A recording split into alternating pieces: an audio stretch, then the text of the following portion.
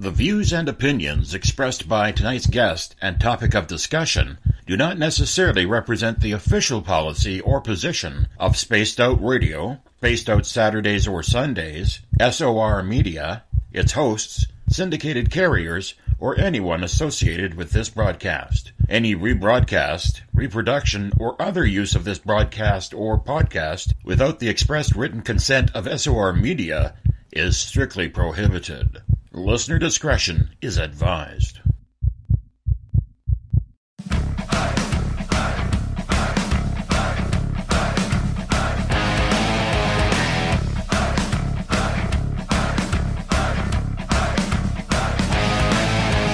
Are you experienced?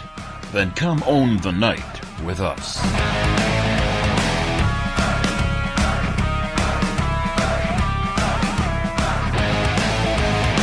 Little brother has taken control, shoveling dirt in every hole. Predators to condemn your soul, watching you and watching me. We're all stationed atop the mountains of British Columbia, live from SOR headquarters. This is Spaced Out Radio with host Dave Scott. We live behind glass curtains and act like nothing's wrong. Soon you will belong. You can follow us on our website, spacedoutradio.com, and on Spaced Out Radio on iTunes. You can follow Dave on Twitter at Spaced Out Radio, and on Instagram at Dave Scott SOR, on Facebook at Spaced Out Radio Show, and on our YouTube channel, Spaced Out Radio. Brother wants to make headlines, be immortalized. Everyone's got an electric eye with the digital spies. They've watched you for so long. I know you're out there somewhere watching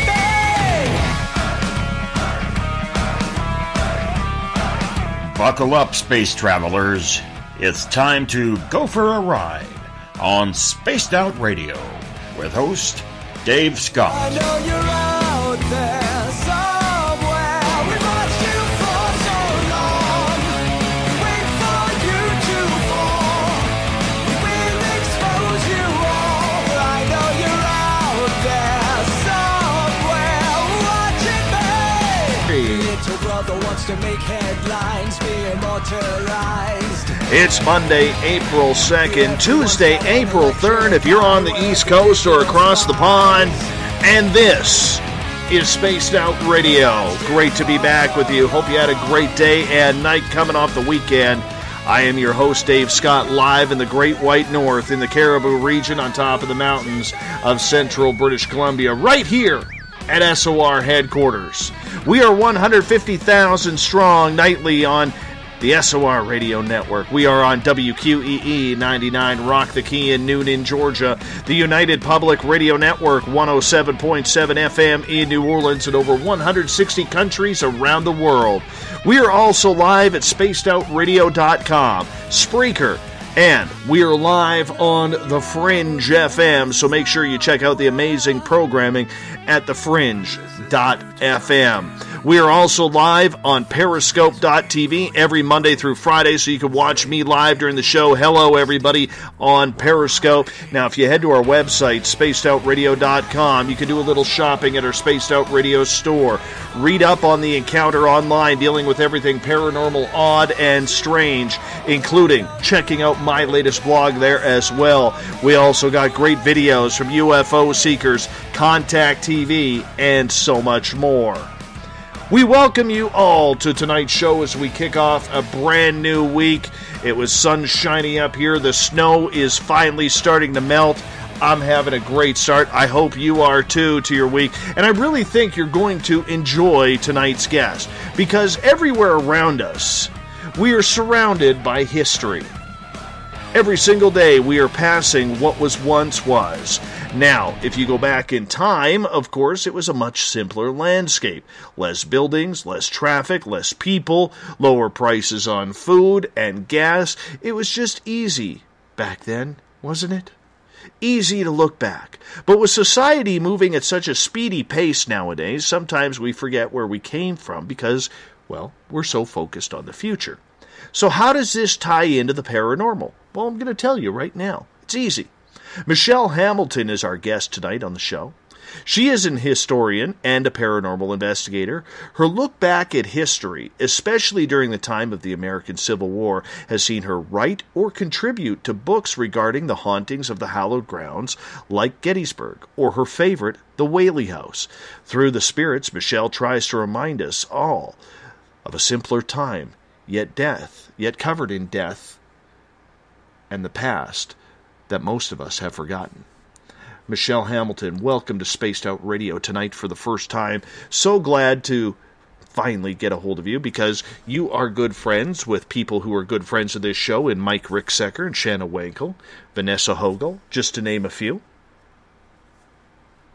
Well, thank you for having me.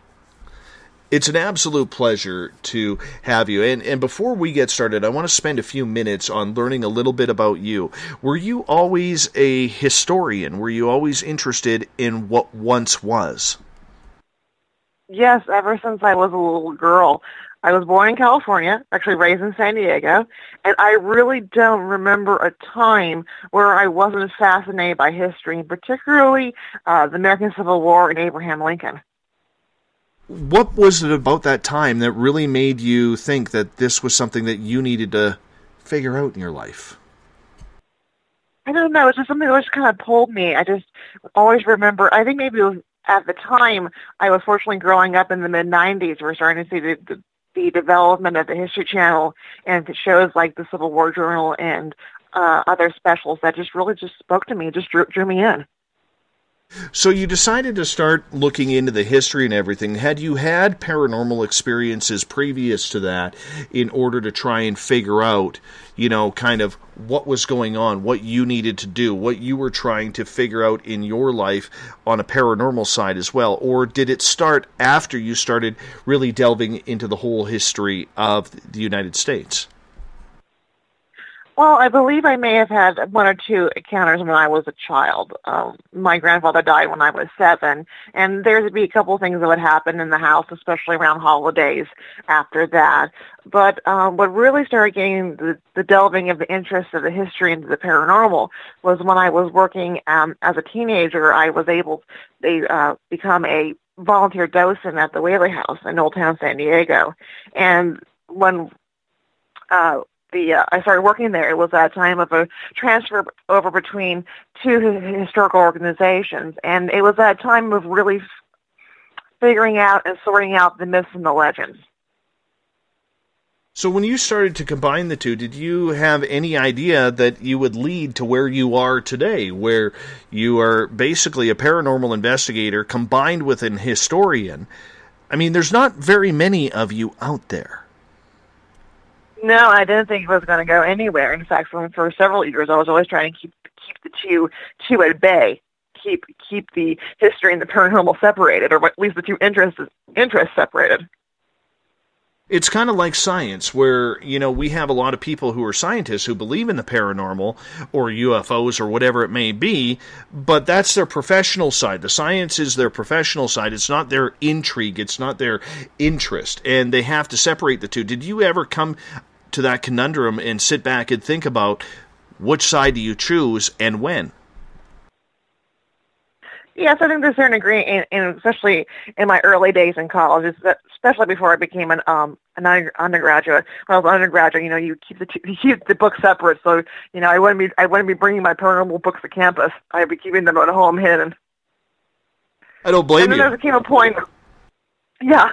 And then there came a point when I was writing my first book, which was actually my master's thesis from San Diego State University. I would still be drowned in tears, and it's really the history of the paranormal, or at least 19th century paranormal, and the belief in spiritualism, and really showing that in the 19th century, these beliefs melded into modern day life. Without the 19th century spiritualist movement, we wouldn't be sitting here having this conversation. So when did you start to realize, maybe it was after you became a historian, or whether it was after you started investigating the paranormal, that there was actually quite a tie between the two fields? When I was writing my first book. And if you could define, what was it, an experience that you had that led you down that road, or was it just your own perception of everything at that point? My own perception of everything was looking at the evidence of 19th century spiritualism, and to kind of find what it is for some of the viewers who may not understand that. 1848 in Rochester, New York, these young girls, the Fox sisters, they're having paranormal incidents at their house in a farmhouse in Hyattsville, New York. And out of that actually is born the spiritualist movement. And in the 19th century, it was perceived as a religion. Basically, that the spirits were all around us, that they were able to communicate with the living, and that these were good spirits. They're not something to be afraid of. And so out of this came seances. And, of course, this is right before the American Civil War. And so for the 19th century, this was actually the fastest-growing religious movement in the 19th century. And so you see in this period of time this unique blending of the paranormal and everyday life. Now, when you started looking into this, you graduated in San Diego, but were you drawn to the East Coast to try and settle there so that way you could be more a part of your own history and what you needed to study? Yes, I'm from San Diego, but we don't necessarily have a lot of Civil War or 19th century sites that I'm interested in. I do enjoy, some of the Wild West history, but my draw is for 19th century and also not colonial history. And also I have family here on the East Coast, so the time was right, but I've always felt a draw, and always felt a draw particularly to Virginia. Did you feel just pulled there? Was it a spiritual... how can I put it, a spiritual movement inside of you that said, I want to investigate this more, I got to get out there? Was it just something like that? Yes. It always kind of felt like when the first time I came and visited Virginia in 2008, I felt like I had come back home again.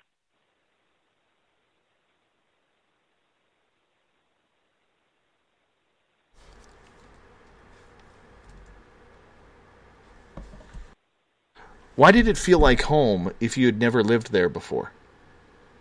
I don't know. It's just something that is just in this is the fabric of your being, that you just know you're in the right place at the right time. So when you started looking into the history of everything and where you were, how did you choose where to settle and where you wanted to take, your own studies? Was it a combination of continuing your studies from right there on the battlegrounds or the historic sites, or was it something for you where it was just so much information, a plethora of information, that you could just, dictate the way you wanted your life to go? It was the location of the history, and also the fact that my family is right in this area also. I have a brother who moved here several years ago after he joined the Marine Corps. So he settled out here, has a wonderful family, and it just so happens that he's in the center of this fantastic history. So you're now in Virginia, which is obviously a very historic site. How long have you been combining the Civil War aspect and what happened during that era with the paranormal? Since my book came out in 2013. So just a few years. So you're brand new pretty much into this, much like me. I didn't start this show until 2014. Do you still feel that you've only scratched maybe the tip of the iceberg in gathering information? Well, just even the smidgening of the iceberg. Well, for somebody in your shoes that is in love with history, that's got to be just growing. I mean, because now, once you get through the big stories, whether it's Gettysburg, whether it's Abraham Lincoln, now you can focus on the little aspects, the maybe the more family, the more personal aspects of your research. Exactly. It's just, just every story leads to another connection, to another location, to another facet of history that hasn't been fully examined. Mm-hmm. So when you moved there into Virginia, did you happen to all of a sudden just hook up with a museum that you wanted to try out, or did you start with doing a paranormal investigation? How did you start getting involved there? Well, what I'm doing, I'm not the typical paranormal investigator. In fact, I've only gone to just a couple of sites. Well, I'm more of a researcher. So I've started out I started volunteering at a historic location, again, pursuing the love of history, and also finding out, oh, by the way, there are stories connected to these sites. And then I am a manager of a museum. It's the Mary Washington House. It's in Fredericksburg, Virginia. It is the house that George Washington purchased for his mother. And so there, again, I follow the more traditional historical route. But then when you're in Fredericksburg, you start hearing all the stories and the legends about the sites around you. So for people who are unfamiliar with your area, take us around there. How haunted is your area?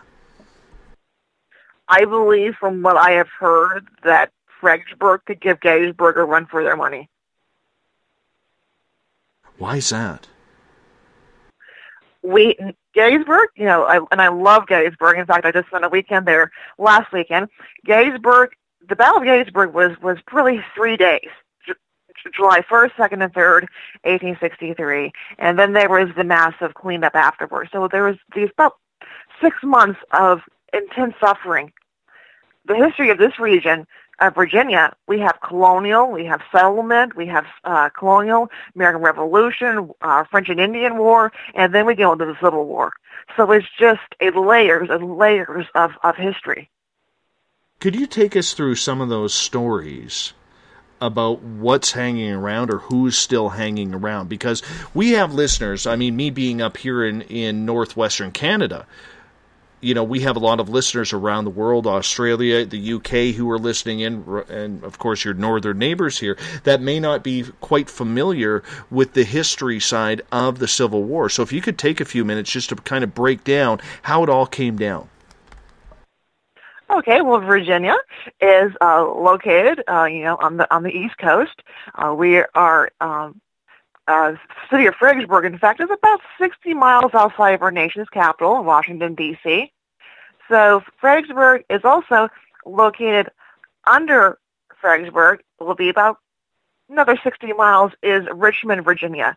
And Richmond, Virginia is the capital of the state of Virginia, or the Commonwealth of Virginia, excuse me, but it also was the capital of the Confederate States of America.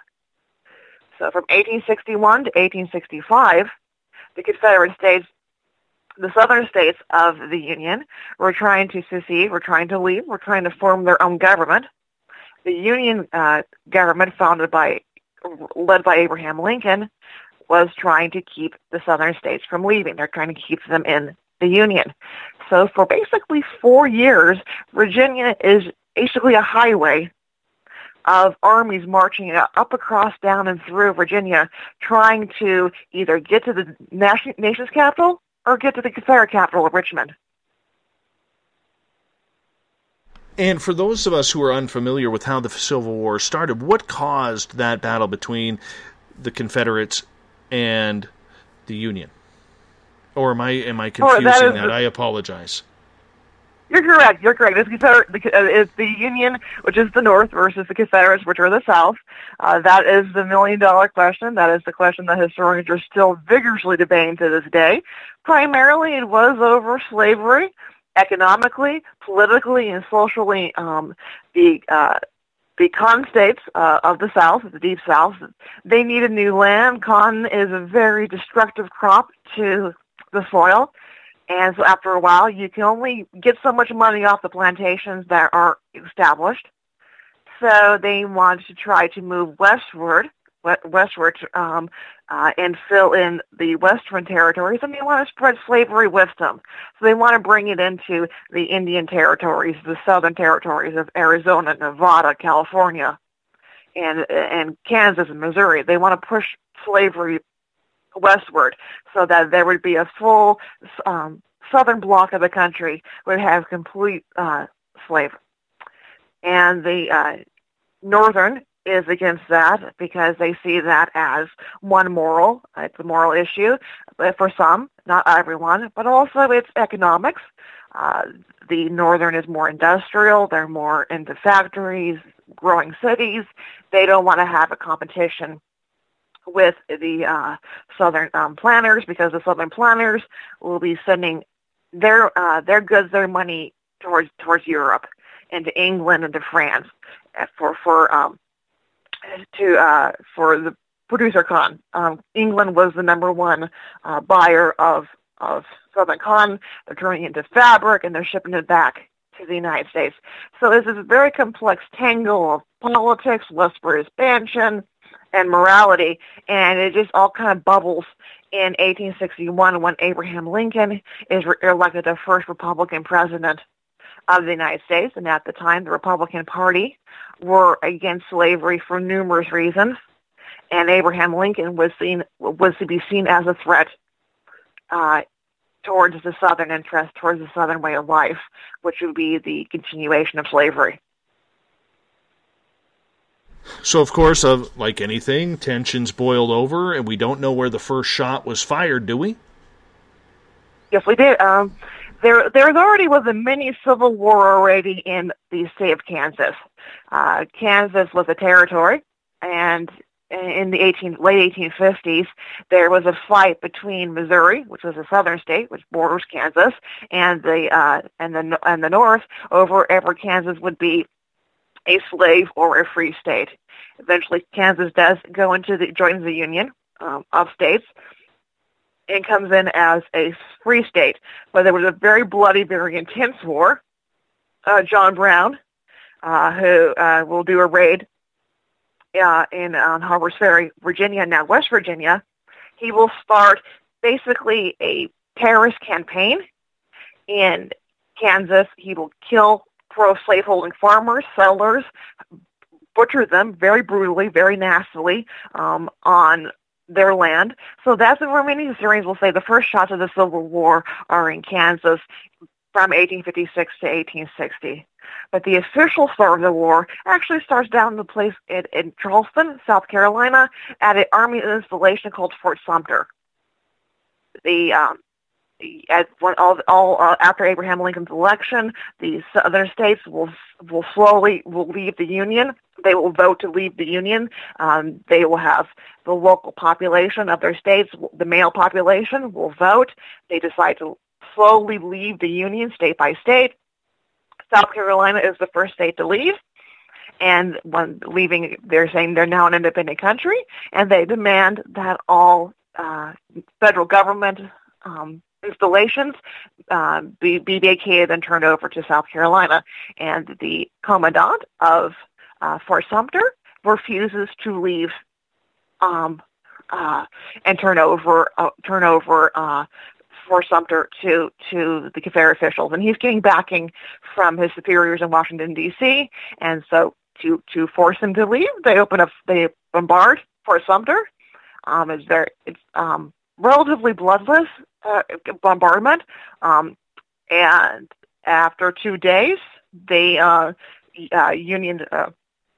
federal army has no other choice but to vacate Fort Sumter, and that is seen as the impetus. That's the first shot of the Civil War.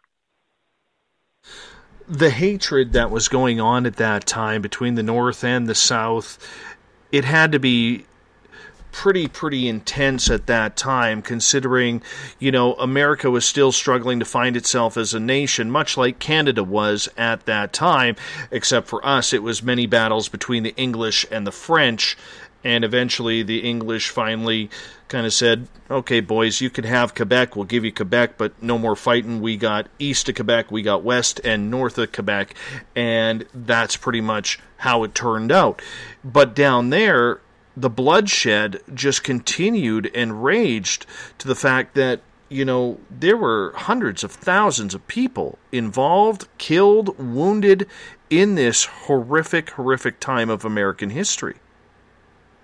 It was the hatred and the rivalries between the two countries, between the northern and the southern section of our own country, was very intense. It was fueled into hatred, and it was extremely bloody war. When I was in college, the standing figure was 620,000 were killed.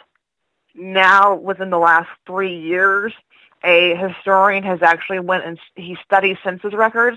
He looked at the 1860 census, which is the year before the war, and then he compared it to the 1870 census.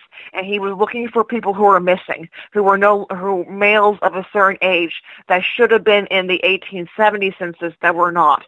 And he concludes that it's about 700 to 800,000 men perished in the Civil War.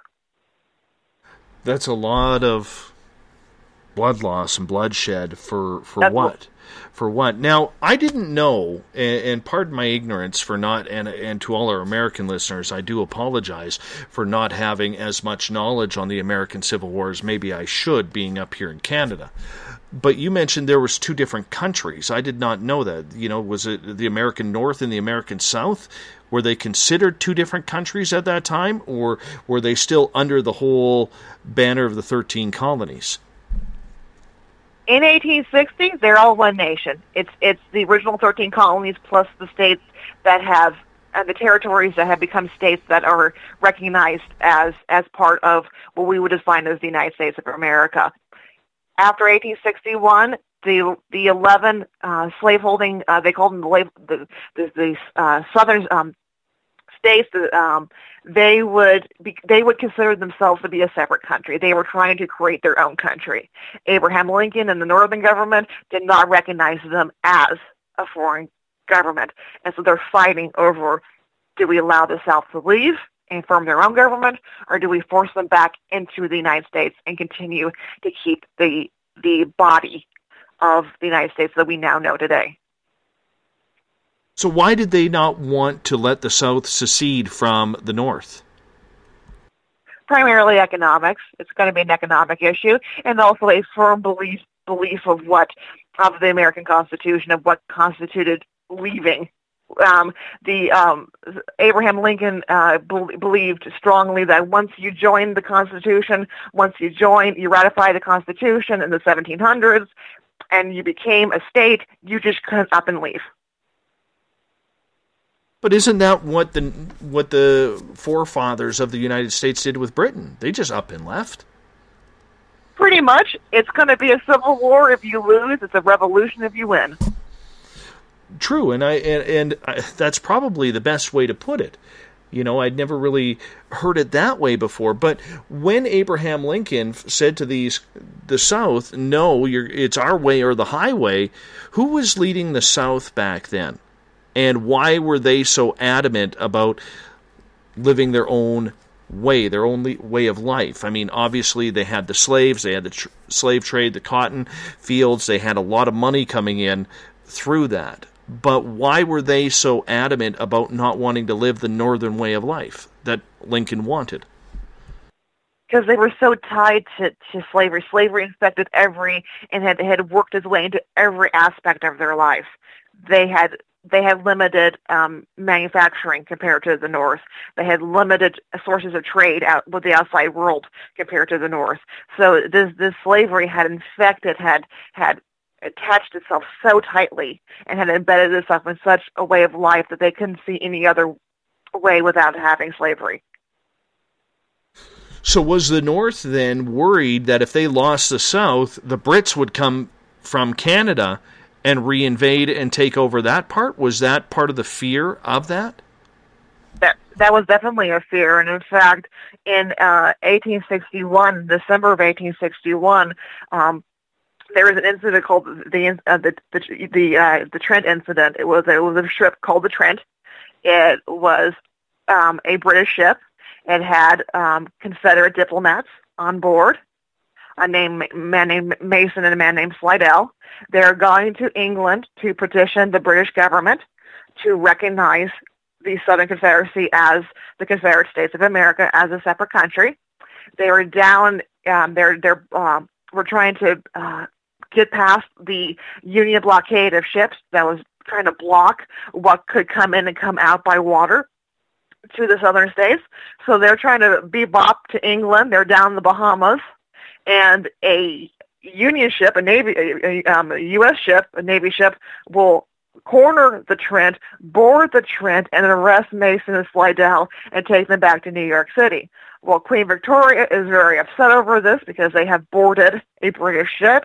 They have arrested passengers from a British ship and have taken them back to New York. And she is actually considering, at the time, arming the forces of Canada, put them on the border, and is kind of considering her options if she should invade the United States. Prince Albert kind of cool her jets a little bit, tells her to settle down, basically says let the Americans take care of themselves, and we'll figure out, which side we'll deal with, which side will win, we'll deal with them, and kind of backs off this tension. And Abraham Lincoln is kind of said to say, we'll fight one war at a time. So it was about keeping the United States together then. If I get this right, keeping the United States together then, so that way it could, pretty much end any chance of the Brits coming back down and trying to take over for what the forefathers had tried to get away from. Yeah, it was trying to preserve the United States that the American forefathers created, the Constitution that they created. It was to make sure that this grand American experiment in Republican government, small R Republican government, would last 100 years. To make sure it lasted to its 100th anniversary, to make sure it would continue, because at this time there had been no other form of government like the United States that either successfully won a war, not alone continue to be a country. So the rest of the world was still looking at the Americans in the 1860s as an experiment, as to see could this crazy thing called democracy survive. Wow, this is just blowing me away right off the bat, because honestly, up here we know so little about the way things went down there, especially during the Civil War. I mean, yes, we all hear about Gettysburg and the Battle of Gettysburg, but, for the most part, the intricacies that went behind it, a lot of us are unsure of. So when I'm hearing you and I'm thinking of the South here, they wanted their own country, they wanted to continue their own ways. How did they end up losing the war? Well, it was almost a kind of a David versus Goliath moment. The South they didn't have enough manufacturing, so they're not having the factories produce the cannons, the guns, the muskets that they need. So that is that's going to be a number one against them. Granted, the colonists had the same problem, but they succeeded. Number two, unlike the United States during the American Revolution, they couldn't get foreign involvement. So that was against them. And three, the northern states, the northern government, the United States government, had an almost unending supply of men and material. We had more people to replace in the armies than the South had to replace theirs after death or capture. So basically, it was a losing battle, but it was just for pride and see what kind of a dent we could take out of those Northerners, those damn Northerners who were just going to cause us a lot of trouble. It was, but they also, the average soldier who was fighting genuinely believed that they were going to win. They were committed. They had so much hatred and so much propaganda in the South that they believed that they could win. And the North also believed that they could win. So both sides believed that they could win, and it was going to be basically show down to the end to see who was going to be right. Did the North really, really establish, and maybe I'm looking way too far ahead of this, trying to combine today's society with what we're seeing now with back then, but really, was it a money-making scheme kind of like what we see today in the military-industrial complex? I mean, this had to get the factories just booming back then. There was, and also the Republican Party, which had formed out of the defunct Whig Party. So there was a party called the Whigs, W-I-G-S, and they were very strong on believing that the government should improve the country. That means that they should have strong infrastructure, strong roads, strong railroads, canals. And they were able to look at the map and say, we have all this territory, and someday the United States is going to spread, and we're going to have all of this land. And so we need to improve it, we need to use it, we need it to be able to become strong. So we need to have good railroads to make sure people can go westward, have good industry to make things people can use, have all this good land for farming. Why was the South so against this? Was it strictly because of the slaves? Because the number I'm seeing is there was about 4 million slaves in country at that time. Many of them were actually trying to get through the North and escape across the border through Halifax and Nova Scotia and into Ontario, and as well as Quebec, to try and get away with the Underground Railroad.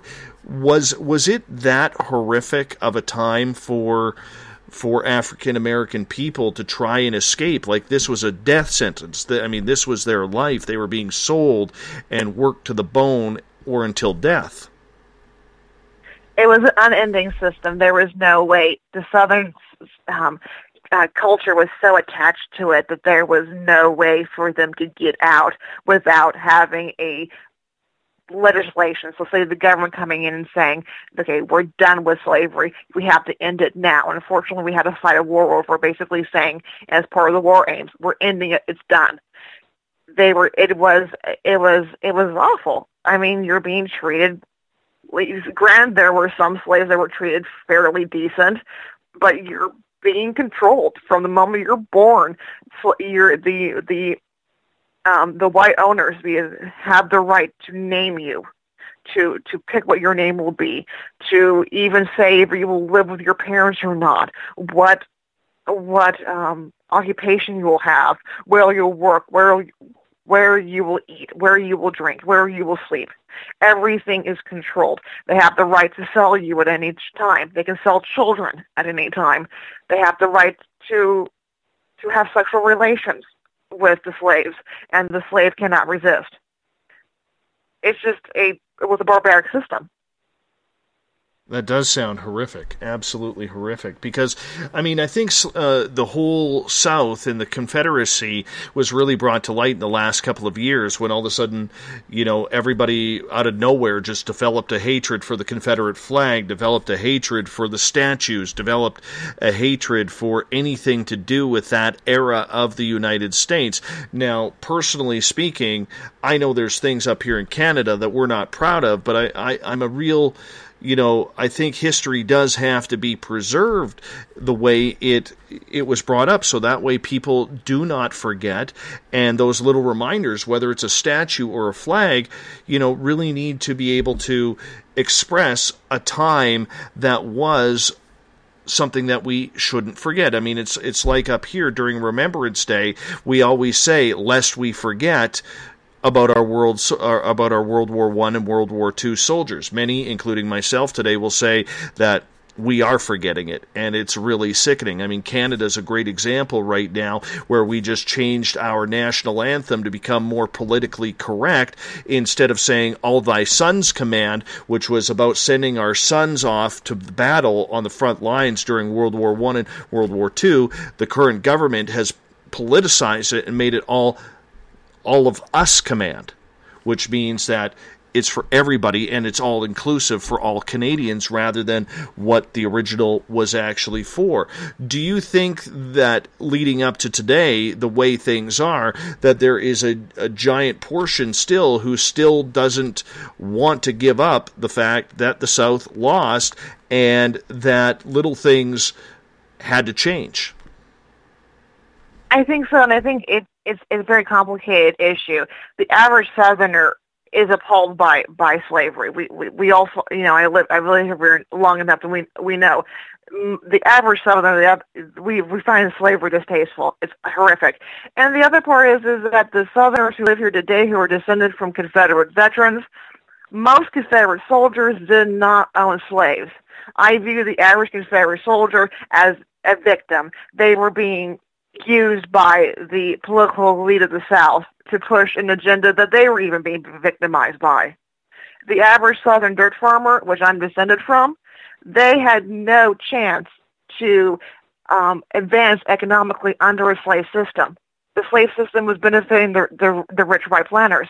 So the average white farmer, they were being spoon-fed this belief that, oh, you can rise up and someday you can be a plantation owner and you can have this wonderful lifestyle.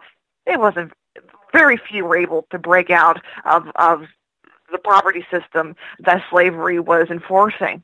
So for the average Southerner today, it's more of the honor of the fact that their ancestor fought in this horrible war, that they survived this horrible war. Many of them didn't survive, or they came out horribly mangled. And after the Civil War, after Abraham Lincoln's assassination in 1865, the Union government kind of messed up Reconstruction. They messed up during the peace process. So that created a lot of bitterness.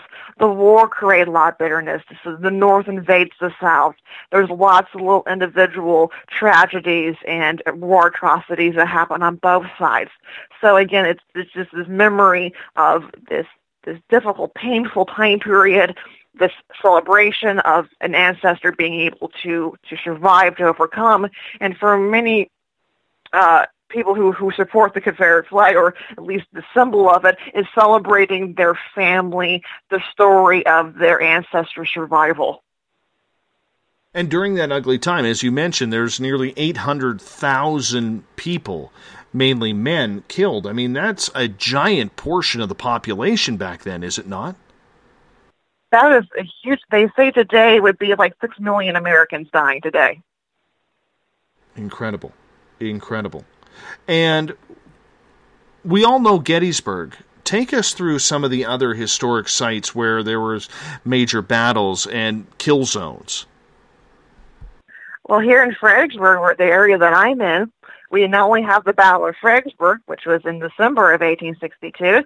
That is known in history for being one of the first signs of urban combat, and also one of the first amphibious landings in an urban section. So that's a little fun there for military historians. That was a horrible battle. Men were basically sacrificed to failed charges. So we have men dying for really no good reason. They didn't advance what the military leaders were trying to get them to do. So we have that battle. And then also we have the Battle of Chancellorsville. We have the Battle of Spotsylvania Courthouse. We have the Battle of the Wilderness. All within you can travel to it today about half hour from each other. How many of the soldiers of that 800,000? I realize it's probably tough to call a number. I'm not too sure. But how many of those 800,000 soldiers were actually killed during the battle rather than from disease or wounds, or because the medical practices weren't available back then or were in short supply? The actual statistics, I'm not don't have the top of my head, but we estimate that more died from diseases because they're in camps. They're being exposed to different environments. Their food was poor. Their water was poor. They're around. City boys are around country boys for the first time. So the people who are from the city, you have most likely have gotten like the measles, the mumps, chicken pox. If you're living out on the farm, you're more isolated. You're likely not have gotten all of your childhood illnesses. So that's being spread around. And then just the poor, what we consider today, poor medical treatment. They made a lot of innovations during the American Civil War. In fact, the idea of triage comes during the American Civil War, the idea that we should assess a person's wounds to figure out who has the best chance of being saved actually starts at the Battle of Antietam, also known as the Battle of Sharpsburg. So the more people will die from disease than from battlefield deaths, but the battlefield deaths are also horrific. It's a huge number. Mm-hmm. I'm assuming there was a lot of times where the medical instruments weren't properly cleaned, which caused infections. Dr. Lister, who came up with the idea of the germ theory, where we get Listerine from, he publishes his papers on the theory of the germ theory 3 years after the Civil War. Let's go back to Abraham Lincoln, because you have a very, very strong pull towards the former president, and you've studied a lot of history around him. Now, obviously, everybody knows that he was shot and killed by John Wilkes Booth in the Ford Theater. And before that happened, though, when he was about to run for election, was he running on the abolishment of slavery? He was not what we consider to be an abolitionist. He hated slavery. He saw it again. He saw that slavery both enslaved both the whites and the blacks of the South and of the country. He saw it as that it was almost impossible to differentiate between slave and master, because again you couldn't economically advance.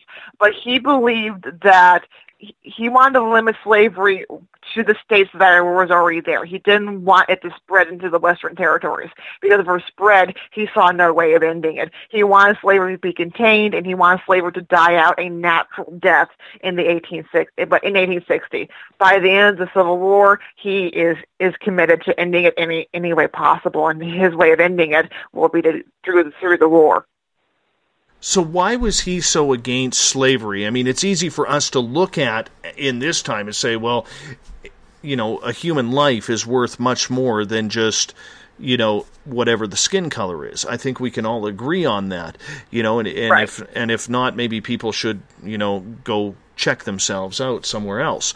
But the whole point that I'm getting at is, during that time, slavery, and especially the African American culture, was just about a dime a dozen, where everybody had some sort of slavery going on, including people who were in the North. So why did he hate it so much? Well, he was born in Kentucky in 1809, and Kentucky is a slave-owning state. His parents were poor farmers, so they were never able to advance socially and economically in Kentucky because they never had slaves. They couldn't advance. And so as a child, one of his earliest memories, he remembers seeing a slave driver driving slaves down the highway in front of his boyhood home. And he saw this, and again, his parents also belonged to a part of the Baptist Church, that the sect of the Baptist Church that was anti-slavery.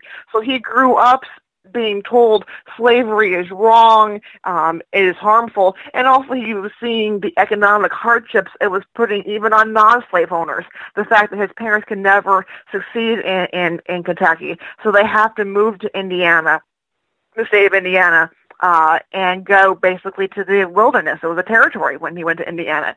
It was tough out at Indiana where they were at. The first year that Lincoln is at his new family homestead, his mother dies from illness. So he's seeing the struggles and the hardships of people even trying to escape from slave-owning influences. So he's seeing that this is just a system that is hurting everybody, white and black.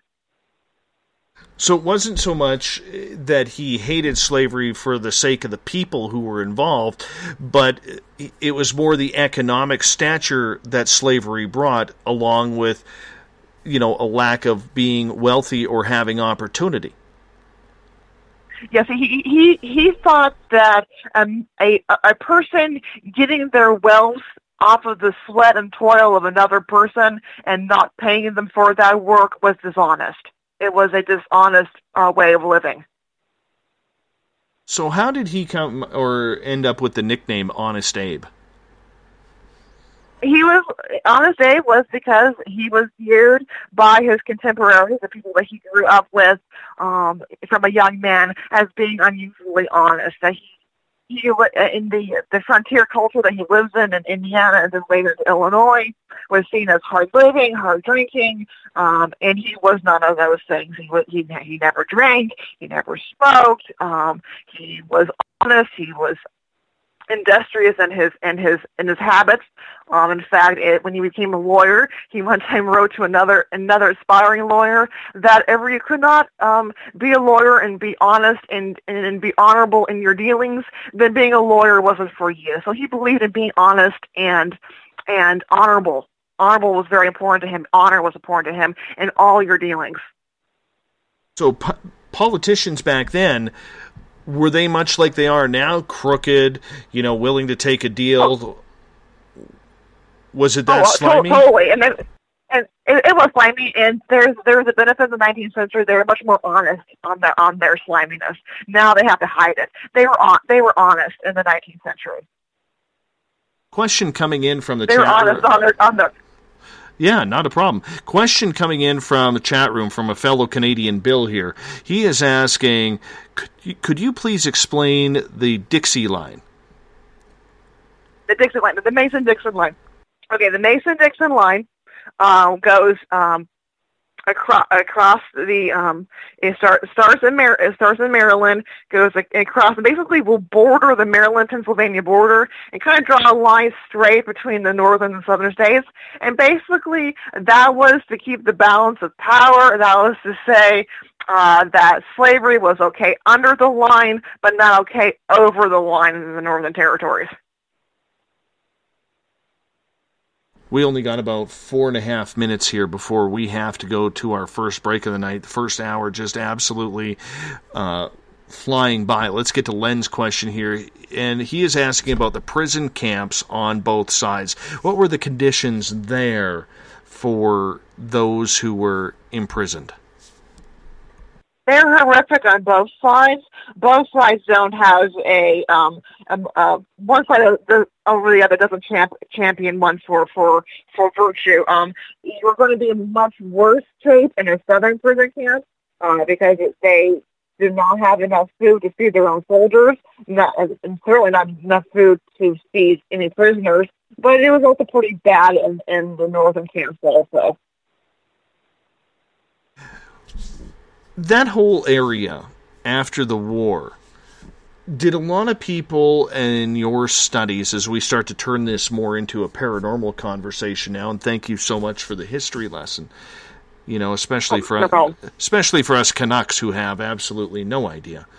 Anyhow, but the whole idea with everything that I'm looking at is, did those areas progress as being haunted, or once the battlefields were done with, once the towns were done with, the cities were done with, were they noticing, or people noticing at that time, paranormal activity starting right away? Or is this something that gradually built with time as the legends and the folklore and the stories and the history was told?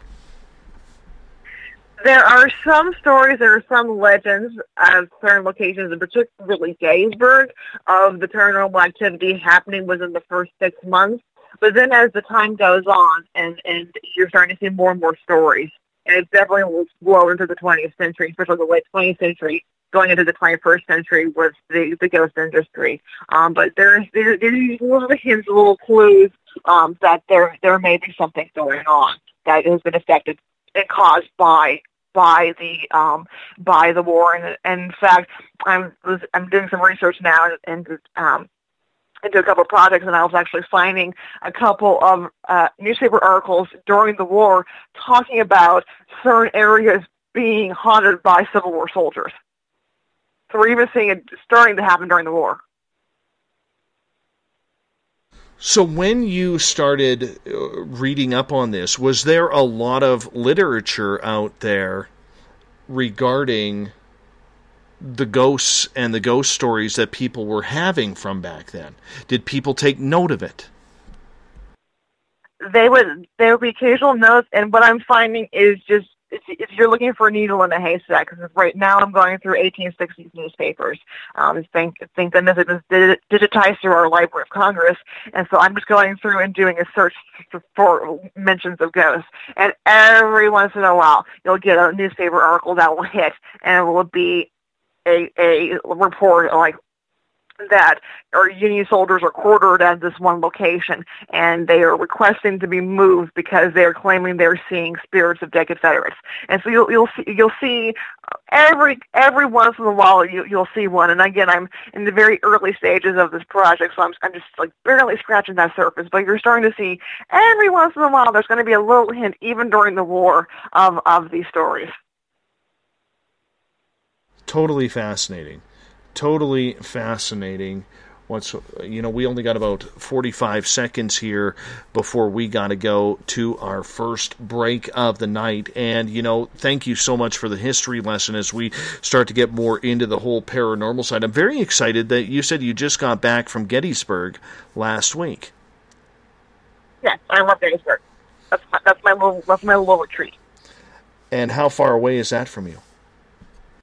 For me, it's about 2.5 hours. It's longer. We have to go through Washington, D.C. traffic, which is a horror story of its own imagining. We have an interstate I-95, and going through the Beltway is just a horror of I would rather deal with ghosts any day than dealing with the horrors of the 95.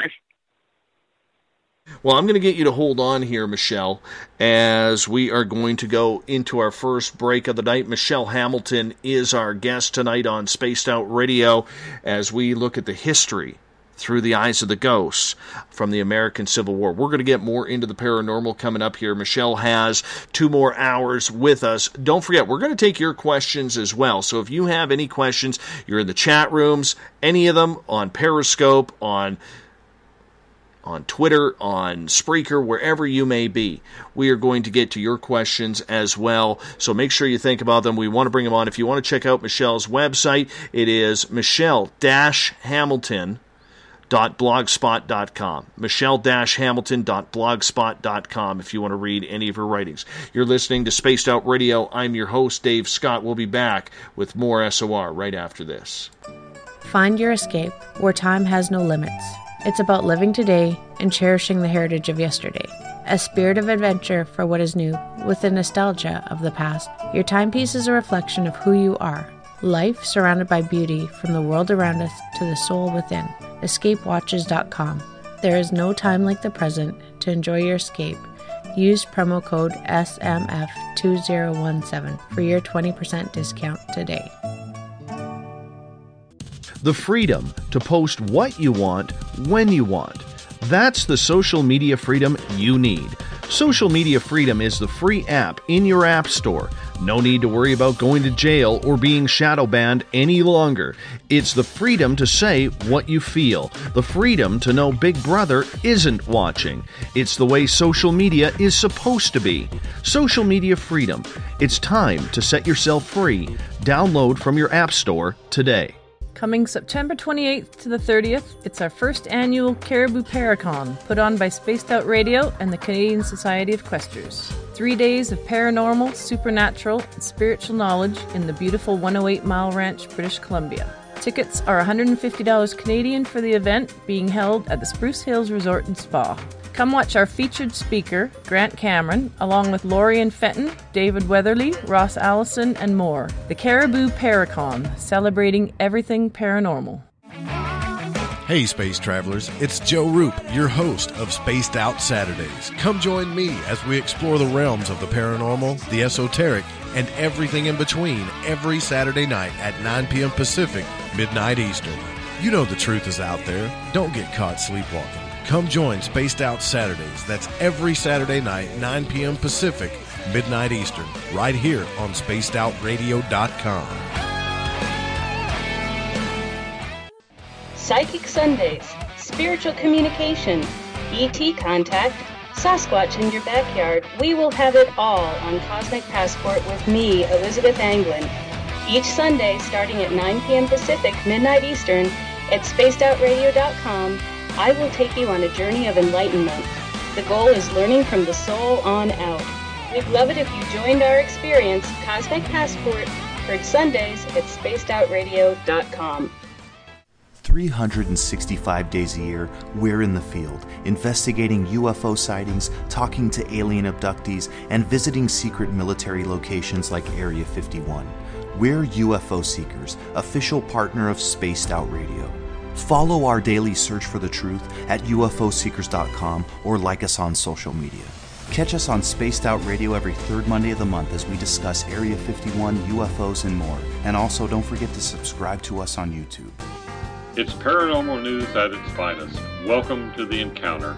At spacedoutradio.com, The Encounter online is SOR's trusted news source for everything weird and strange going on around the world.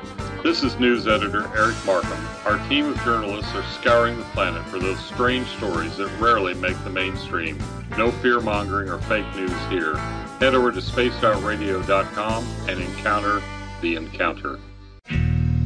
Heading to Vancouver and looking for some great nightlife? The Moose Vancouver is the place to be. Catch a game on one of the big screens or just come rock out to your favorite 80s and 90s hair bands. Great food starting at $6.95. The Moose Vancouver is open until 2 a.m. nightly. It's easy to find near the corner of Nelson and Granville. The Moose Vancouver is the official rocking bar of Spaced Out Radio. Want to learn more about aliens, cover-ups, conspiracies, cryptids, and the paranormal? All you have to do is tune in S4 as we take over Spaced Out Radio Night, starting at midnight Pacific, 3 a.m. Eastern, each and every Saturday night, right after Spaced Out Saturdays. Hi there, this is Eric Cooper from Forest Moon Paranormal. Join me, Corey Ruiz, and friends as we discuss the hot topics of the night. It's fun, entertaining, and as dark as the night. Find us at spacedoutradio.com. Are you interested in advertising on Spaced Out Radio? Head to our website at spacedoutradio.com and click on our advertising tab. There, you will find an assortment of ways you can get your product out there with us, from radio commercials to banners and social media. Have a product you like our hosts to endorse? We can do that too. Visit spacedoutradio.com for more details. Do you want to know what's really going on in your world? Do you have questions about who you can trust in the mainstream media? Then look no further than the Rebel Planet. Come get the straight answers right here at spacedoutradio.com. Join me, Jamie Sexton, creator of Rebel Planet News, as I fill you in on the stories behind the stories. All you truth seekers, be sure to tune in to Rebel Planet on spacedoutradio.com the third Thursday of every month. Visit purpleplates.com today. For over 40 years, the Purple Energy Plates have been delivering amazing results for their many customers. Inspired by the great genius Nikola Tesla, the harmony, healing, and energetic effects of the plates have proven over and over to be beneficial and often miraculous to thousands of customers. Check their site for daily specials and choose from their many energy products. You won't be sorry. Visit them today at purpleplates.com. Hey, this is Canadian Paranormal Investigator Mike Moore. The third Wednesday of every month, I'll be teaming up with Dave Scott to bring you Ghosts of the Great White North. Each month, we will bring on guests from across Canada to discuss their ghostly encounters. Canada is a paranormal hotbed with stories you've never heard, so we're going to bring them to you. So get comfy on your Chesterfield, grab a donut, and join us, eh? The views and opinions expressed by tonight's guest and topic of discussion do not necessarily represent the official policy or position of Spaced Out Radio, Spaced Out Weekend, Spaced Out Radio Limited, its hosts, syndicated carriers, or anyone associated with this broadcast. Would you like to connect with us? Head to spacedoutradio.com for all your latest show info. And hit us up on Twitter using the hashtag Spaced Out Radio. Now, back to Dave Scott and SOR. Welcome back to the second hour of Spaced Out Radio tonight. I am your host, Dave Scott. Great to have you with us. Tomorrow night on the program for The Spiritual You, which happens the first Tuesday of every month, Geraldine Orozco is going to join us. She is going to be our new attendee for that show once a month. Geraldine's just an amazing person. I got to meet her at UFO Con 2018 just a week and a bit ago, and she is so knowledgeable. She's going to bring some great things to this show. So, Geraldine Orozco, tomorrow night, 9 p.m. Pacific, midnight Eastern Time at spacedoutradio.com. We want to welcome in everyone listening in on WQEE 99 Rock the Key down in Noonan, Georgia, home of The Walking Dead. We are live as well on the United Public Radio Network 107.7 FM in New Orleans and over 160 countries around the world. We are also live at spacedoutradio.com, Spreaker, and you can listen to us on The Fringe FM. As we are now fully associated with The Fringe, we're glad that we are able to come to that agreement. Very excited to be on The Fringe, so make sure you tune on in. They got great programming 24 hours a day, 7 days a week. If you want to follow us more, you can follow us on our website, spacedoutradio.com, where we have a plethora of features for you, including joining the SOR Space Travelers Club for $5 a month. Rock out to some Bumblefoot. Shop at our Spaced Out Radio store. Read up on the Encounter online, dealing with everything paranormal, strange, and odd. My latest blog there as well. You can watch great videos from UFO Seekers, Contact TV, and so much more. Tonight we are getting a lesson in American history. Michelle Hamilton, historian, is here with us tonight. Her blog is michelle-hamilton.blogspot.com. She is not only an historian out of Virginia, but she is also tying it into the paranormal, which is, I think, incredibly awesome for her to do, because there's not a lot of historians that actually listen to the ghosts that are there to tell the stories. Michelle, welcome back. Well, thank you for having me back. Oh, not a problem. Not a problem. We're very excited to have you. I want to get to a question right off the bat from Mark here, fellow Canadian. And he is asking, when you have started looking into the paranormal with this, the people who have seen these ghosts, and maybe yourself as well, were they the soldiers, that is, were they appearing as complete people, or were they missing limbs, etc.? Did they keep their battle wounds after their death? Well, that's for what the soldiers, with the few accounts I've come across so far from the newspapers. That's the first wave of my research. They're not saying what they're really seeing. They're saying we're just seeing a Confederate soldier. Where there's one case where they're in a barracks at they call it Virginia. We now know it as the state of West Virginia. They're at a location, this Union regiment. They're at a location. They're being quartered in what was a Confederate hospital, and they're saying that they want to move because they are seeing spirits. They're seeing a Confederate spirit. The newspaper doesn't, unfortunately, give us too much detail what they're seeing. And the next line of for me as a historian is to go and investigate regiment this is. And most Union regiments, after the wars, usually by the turn of the 20th century, as the guys are getting older, they're publishing a unit history. It's basically their memoir of their experience in the war. And everyone that was surviving in the regiment would chip in with an historian or account. And the thing for me to do as an historian would be to look and see, was this such an important event or stuck out in their mind so much that years later they're writing about it, and to see by any chance what they're seeing. Today, what people who are encountering ghosts, they're seeing the gamut. They're seeing some that are still having their injuries. Some of them are fully bodied, and they look like a reenactor. And in fact, there's been some wonderful stories of reenactors thinking they're talking to another reenactor until after the event is over, and they're realizing that something has happened more than just talking to that really, really good hardcore reenactor. So it's the gamut of everything from they look perfectly healthy to they're grievously injured.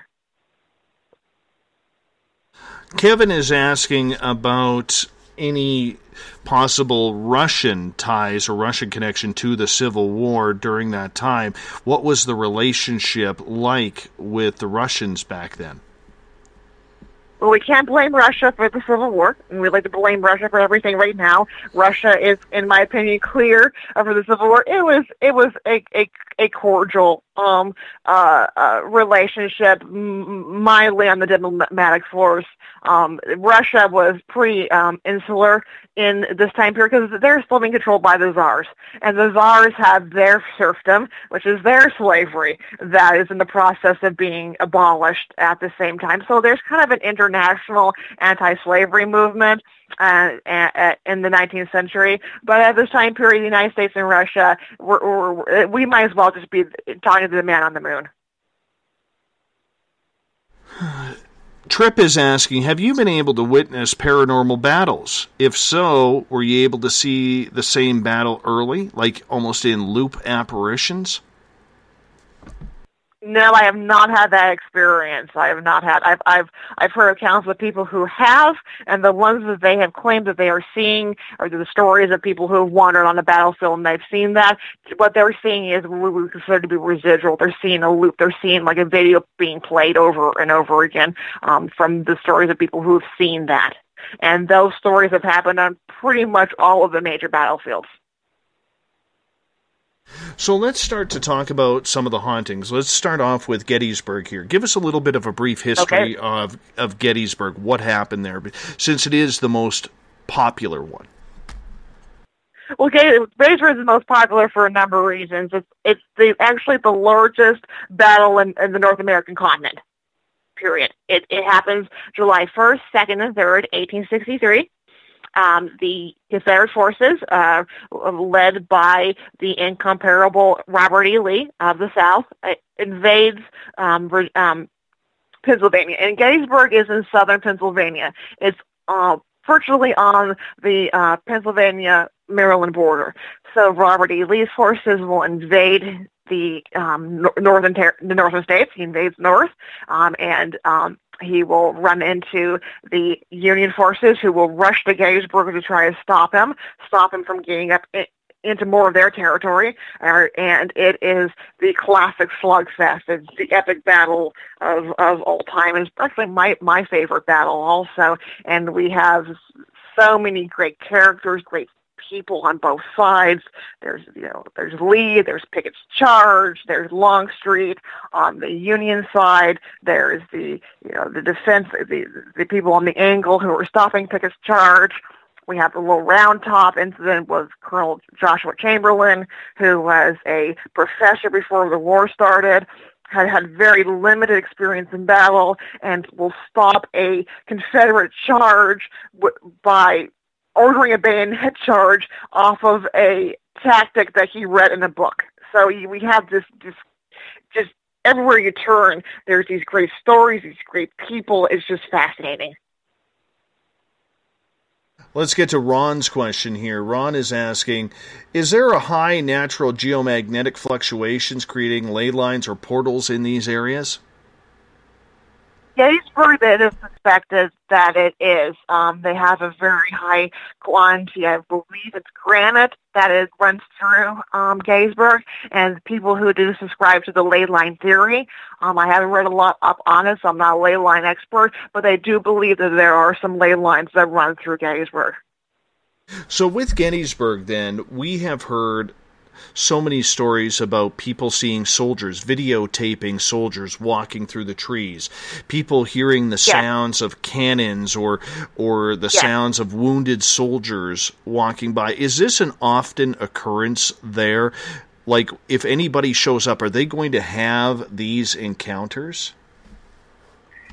It's not like every day. It's not like Paranormal Disneyland, but there is a very high propensity that something, especially if you visit Gettysburg enough, that something may happen. I've had a couple experiences in Gettysburg. One of the most common reported is in the town itself is phantom smells, and phantom smells don't get a lot of publicity. It's not as sexy, as seeing a ghost or hearing things, but Gettysburg, it's July. It's in Pennsylvania. Pennsylvania is right on the border of the South, so it can be very muggy. It's very hot.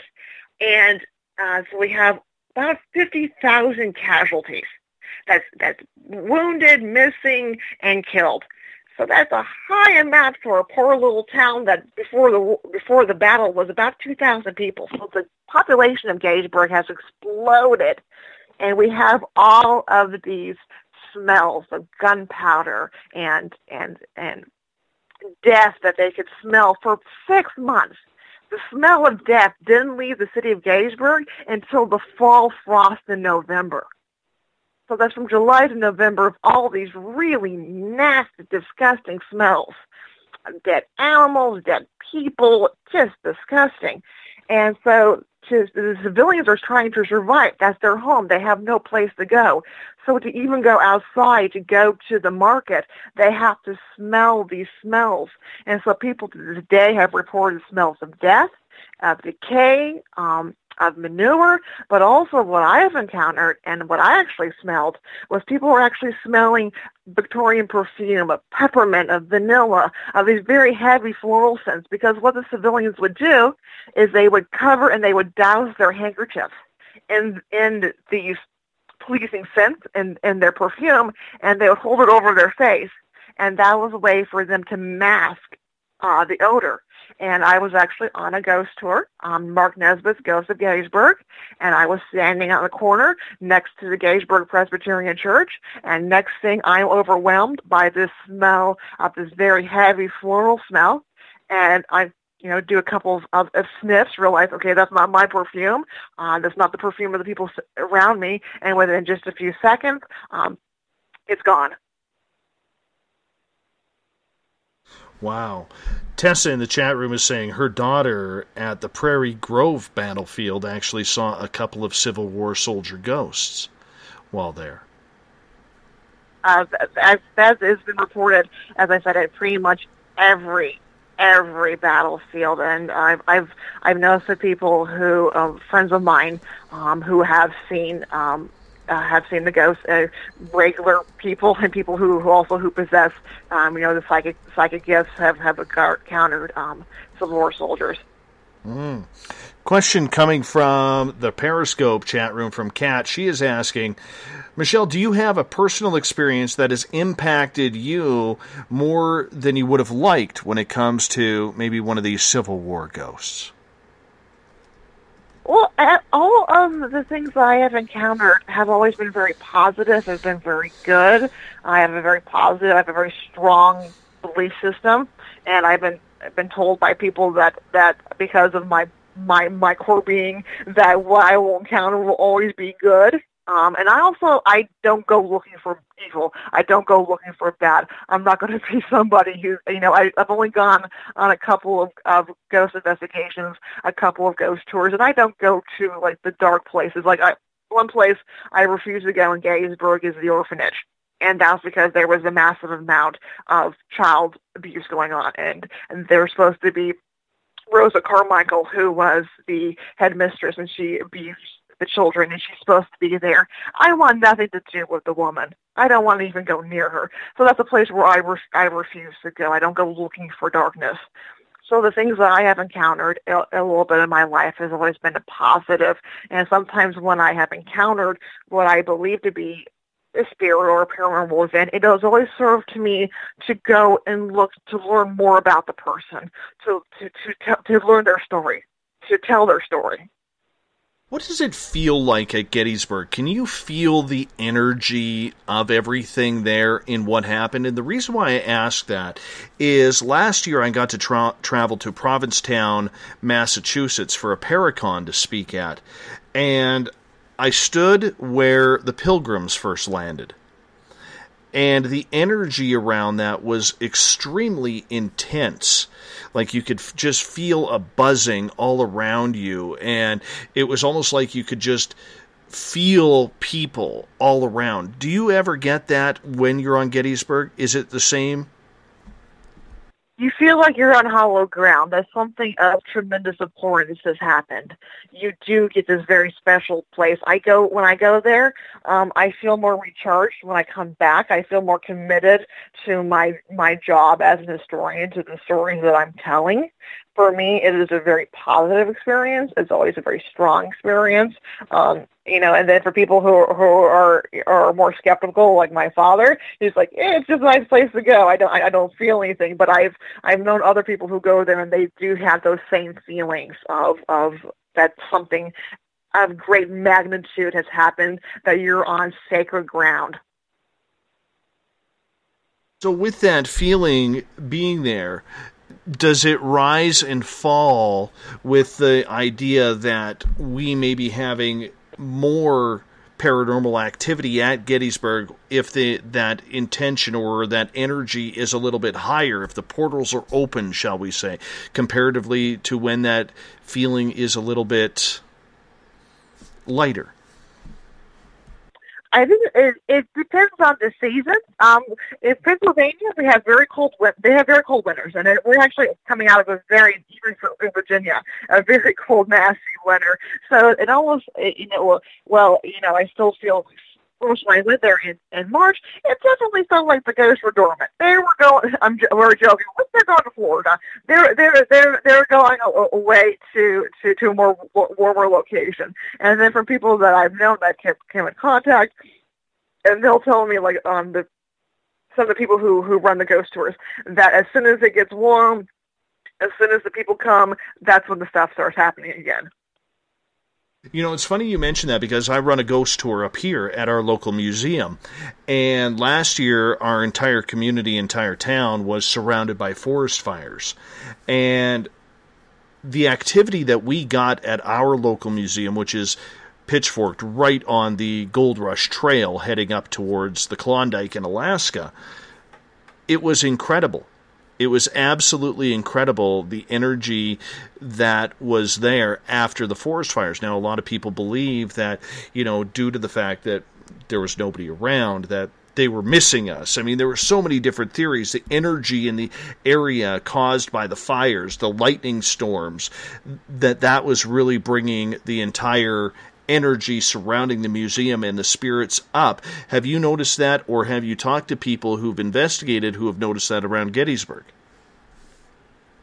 They said that definitely it will be more dormant in the wintertime. It's much more quieter. It's much more colder, and there's less people around. And then it will start increasing again as the season starts. And the season for us pretty much is April until November for Gettysburg.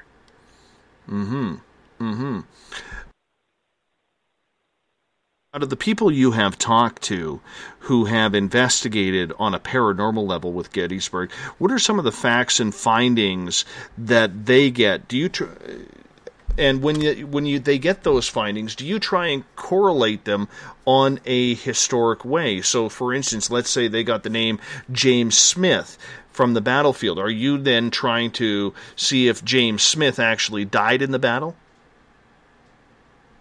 On that person, no, I have not gone to that part yet in my research. But what they have found pretty much is the whole town is haunted, because everyone thinks, that it's just the battlefield. It's just what we refer to as the battlefield, which is like the national park.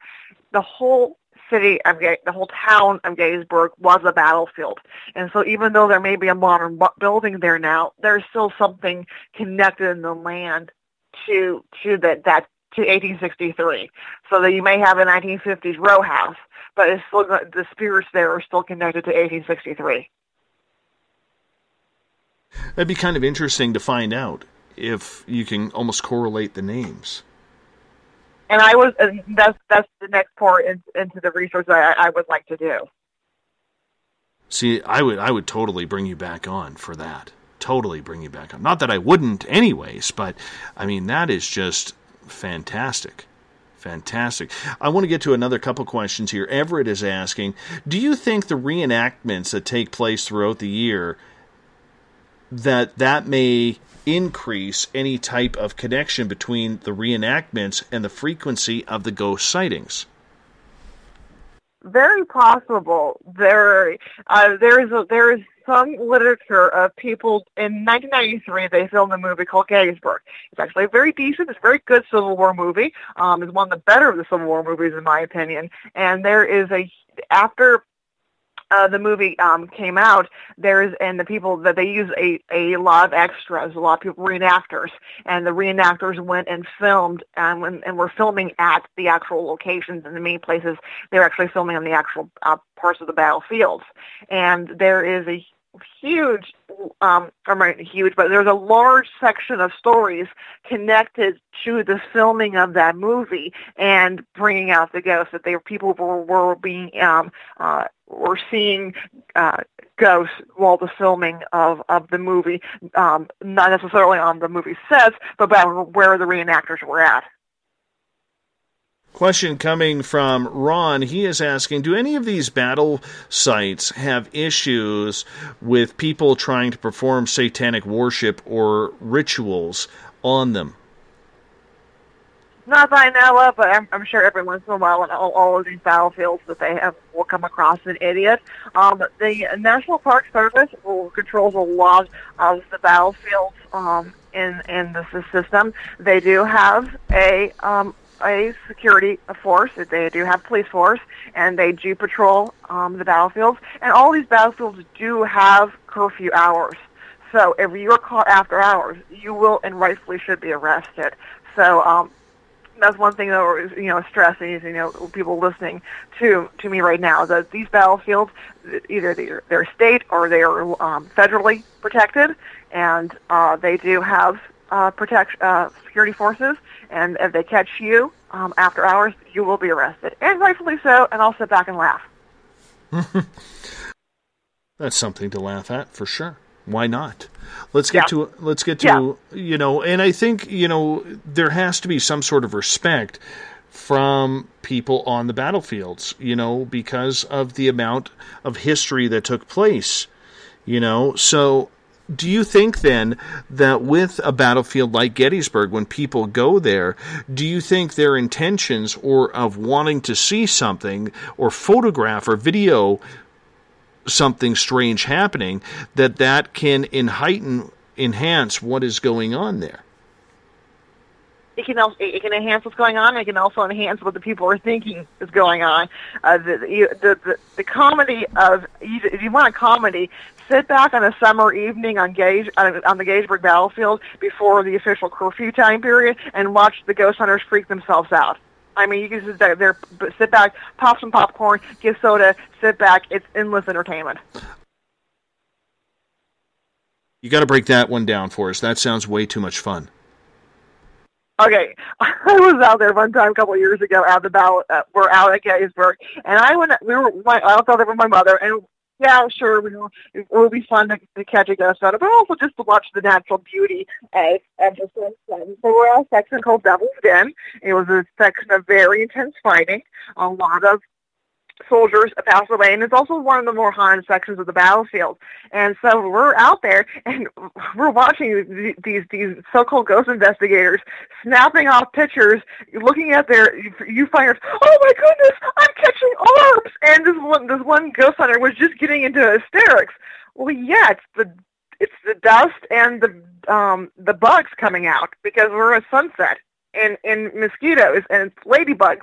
I mean, not ladybugs, but lightning bugs coming out at this time. It was just almost hysterical watching her going, excuse me, ma'am, you're a ghost hunter, you're seeing what you think you're here to see, and you're freaking yourself out. What is wrong with this picture? Oh, and you know what? I do have to attest, and shamelessly, I'm going to put myself in that situation. When I went and visited friends just outside of Pittsburgh for the first time, I had never seen lightning bugs before because we don't have them here in British Columbia. And so I remember standing on my buddy's patio having a beer, and all of a sudden I was like, what was that? And he's like, what? I said, there was just some lights in your forest. What is that? This is way before I got into the whole paranormal thing.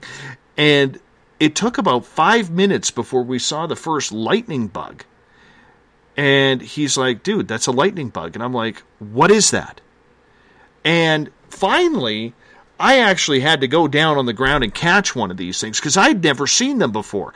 So I can see where, these paranormal investigators are getting all freaked out about these lightning bugs lighting up in the evening, and it's just hilarious. I could totally see that now. Oh yeah, and this evening, that particular night, it was just the height of entertainment. And because the comedy part was, I had already been speaking to other people who were there, because we're just people, you just chit-chat out there on the battlefield. You meet like-minded enthusiasts. And I was talking to this very serious, very, very astute, very wise before his years young man. And he's telling me, oh yeah, we've already been having paranormal events happening on here this evening out at Devil's Den, that there was a little girl who was deaf who was saying to her mother that someone keeps touching me, in the exact same location. So ever you had calmed yourself down and not had been in such a heightened frenzy, she could have come across amazing activity. That's too bad. Let's get to some more questions from our audience here, if you don't mind. This one coming from Kevin. No problem. Kevin is asking, Michelle, I am only able to see spirits out of my peripheral vision. Are you able to see them at all?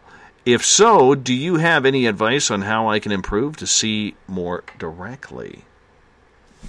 No, I don't. I've never actually seen a ghost myself. I wish I have, because I'm also into fashion at the time period. I'm a Civil War reenactor, so I would love just to see one. Like, hey, hold on, let me look at your uniform. Let me look at your dress. Okay, how did you do this? I would love to see one just for the purely fashion aspect of it. I'd be the one. Okay, now turn around. Okay, let me look at you from all angles. Greg has a great question here in regards to the ghosts. Do you know if anybody has ever tried to pass any of these spirits onward to clear the battlefield? And if so, would that... And I'm going to add to that because I think it's important, because I think there are a lot of people who would like to pass them over, but there is a large tourism revenue off of those ghosts still fighting. There have been some that I have known that have occasionally have been able to pass one over, and that was only because the spirit was in the place where he or she was willing to go. And there's a big question about Gettysburg is many of the spirits we're seeing are intelligent, but there's also many that are being reported being seen that's probably residual. Do you agree with that, though, in any type of museum or Civil War type setting, battlefield setting, for paranormal investigators to come in there and try to cross the spirits over? You know, my opinion and what I've experienced and from working in the museum and working with spirits, if the spirit wants to go, he'll go. If he doesn't want to go, he won't go. It's his decision. We have spirits at the museum up here where one of them has told us the exact same thing. He's not ready to go. He'll go when he wants to go. And we got a lot I believe in free will. Exactly. Do you think, then, that many of these spirits still believe that the war is going on? You know what? And that's a good question. I mean, the ones that are residual, definitely. I mean, they're in time. They're not even intelligent. So you may have a brief interaction with them, but they may think the war is still going on. And I think some of them do know the war is over, and for whatever reason, they're staying behind. And there has been some people who claim they have the psychic ability, and they have interacted with some of these soldiers, and they've said that one of the reasons they're staying is because they're staying because their buddies are still on the battlefield, and they won't go until all their buddies come with them. Wow. That's a pretty powerful statement right there from a ghost. Mm-hmm. When you hear stories like that, where people have communicated with the ghosts of Gettysburg or elsewhere, and you hear a statement like that, that's a pretty emotional and personal statement for not only somebody dead, but for somebody alive to even make. Yes, I mean, it was an intense brotherhood that only people who are either in a law enforcement capacity or a modern-day military can understand. It's the tightness of the bond that most civilians rarely experience in their life. So when you have people there who, and maybe you've met some, maybe you haven't, who are determined to cross these spirits over, do you think that causes a lot of tension in the paranormal community or even in the tourism community that is using the ghosts to help fund these areas? Because a lot of these types of historic sites, they're nonprofit, so they need to be able to capitalize on what is there. I'm not so much of the tension. My opinion is like, knock yourself out. You can try. If the ghosts don't want to do it, they're not going to listen to you. Let's get to a question from John here. He is asking, Michelle, is it possible, in your opinion, that some spectral apparitions are only residual psychic energies created by the strong emotional trauma of a sudden violent death, i.e. thought forms?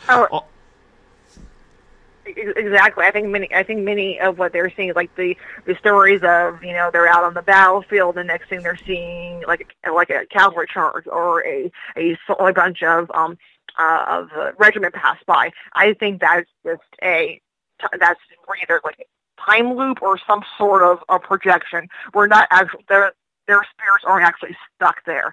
We're seeing something that's happened in the past. Follow-up from John, and that is also, do you suppose the natural energy vortices can serve to magnify these spectral remnants? Very, very possible. I mean, that's a little more than above my pay grade, but very likely. And again, on many of these aspects, your guess is as good as mine. And in reality, we don't know. We really don't know. Now, you work go ahead. Oh, you're fine. Now, switching sites, leaving Gettysburg to where you work now, you work at the Mary Washington House, correct? Correct. Explain that building for us, because majority of us have never been there. Okay, well, at Fredericksburg, not only did we have a Civil War battle, but we're also the childhood home of George Washington, the father of our country. And so the Mary Washington House is the house that George Washington purchased for his mother in 1772. For his mother, Mary, she was 63 years of age. She lived in the house for the final 17 years of her life, and she passed away in the house in 1789 at the age of 80. She lived through the American Revolution, and she witnessed her son, General George Washington, become our first president of the United States. So that's the era in which we interpret is the era that she lived in. But the property itself also had a very long and rich history. It was used as a boys' school for a period of time. It was mildly damaged during the Civil War. We did have Union soldiers buried in the backyard, and then it was saved in 1890 by the local women of Fredericksburg, who refused to allow the house to be sold and shipped to Chicago for the 1893 Royal Columbian Exposition. So the house has been open for tours since 1903. And the organization that I'm employed by, the Washington Heritage Museums, we have stewarded the house since 2013, and we do have 3 other sister properties. The Hugh Mercer Apothecary Shop, which is an 18th century doctor's office. Hugh Mercer was the Washington family's physician, and he was also a Revolutionary War general. We also have the Rising Sun Tavern. That was the house that belonged to Charles Washington. He was George's brother. He lived in the house first, and then in the 1790s, it became a tavern for many years. So that museum is devoted to tavern life. And then we also have another building that's only open twice a year, and that is another little gem of colonial life in Fredericksburg. Is Mary Washington still in the house? Well, there's a presence. There's an aura of history about the house, and my guys and I like to joke that she's there as a kind of as a benevolent protection of the house, making sure on our toes, making sure we're doing a good job. But at the very a very wonderful house. It's a very comfortable house. I work in museums, several museums across the country. And it's one of the things I notice the most about this property is the guests will always say, I could live here. It feels so comfortable. So there's a very, very homey, very warm, nurturing aura about the property. Do you allow paranormal investigations to take part in the house? Not as we've had one. We've had one, but that is an arrow in the direction that we're looking at, possibly.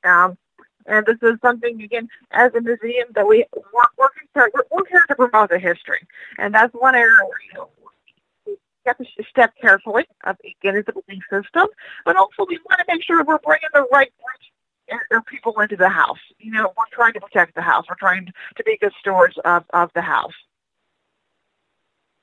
So has there been any reports of, artifacts moving or dresses moving or anything along those lines that could cause, Mary Washington, or even for that matter, George Washington, to appear to people on camera or on video when people are running their video cameras or their smartphones on video?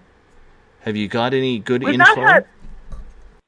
No, we don't allow photography in the house, so that's one thing. So, for the average visitor, but every once in a while, mainly the guys or something, we'll hear a knock on the door, and there'll be nobody there. And it's kind of like every once in a while we'll have a little prank, and we'll blame it on the boys that were at the boys' school. It's usually very silly pranks, like something will go move in the gift shop, and I'll be in there, I'll look at the item and go, I'm not picking that up. You better be picking that up. My favorite line around the house is, I'm not in the mood for your foolishness right now. Do they ever pick it back up and put it back, though? No, and that'll get on them, too. I'm like, see, we're in period costume, and I'm wearing stays. Well, I'll go, you're making me lean over. I'm going to stay. Come on, that's not fair. So the activity you get at the house, have you ever heard any signs of the war? No, we've not had it. It was very moderate damage, and the both Union and Confederates. The irony of the Civil War, again, before the war, it's the same culture, it's the same founding stories, the same mythology. Both sides recognize George Washington as the founder of their respective countries.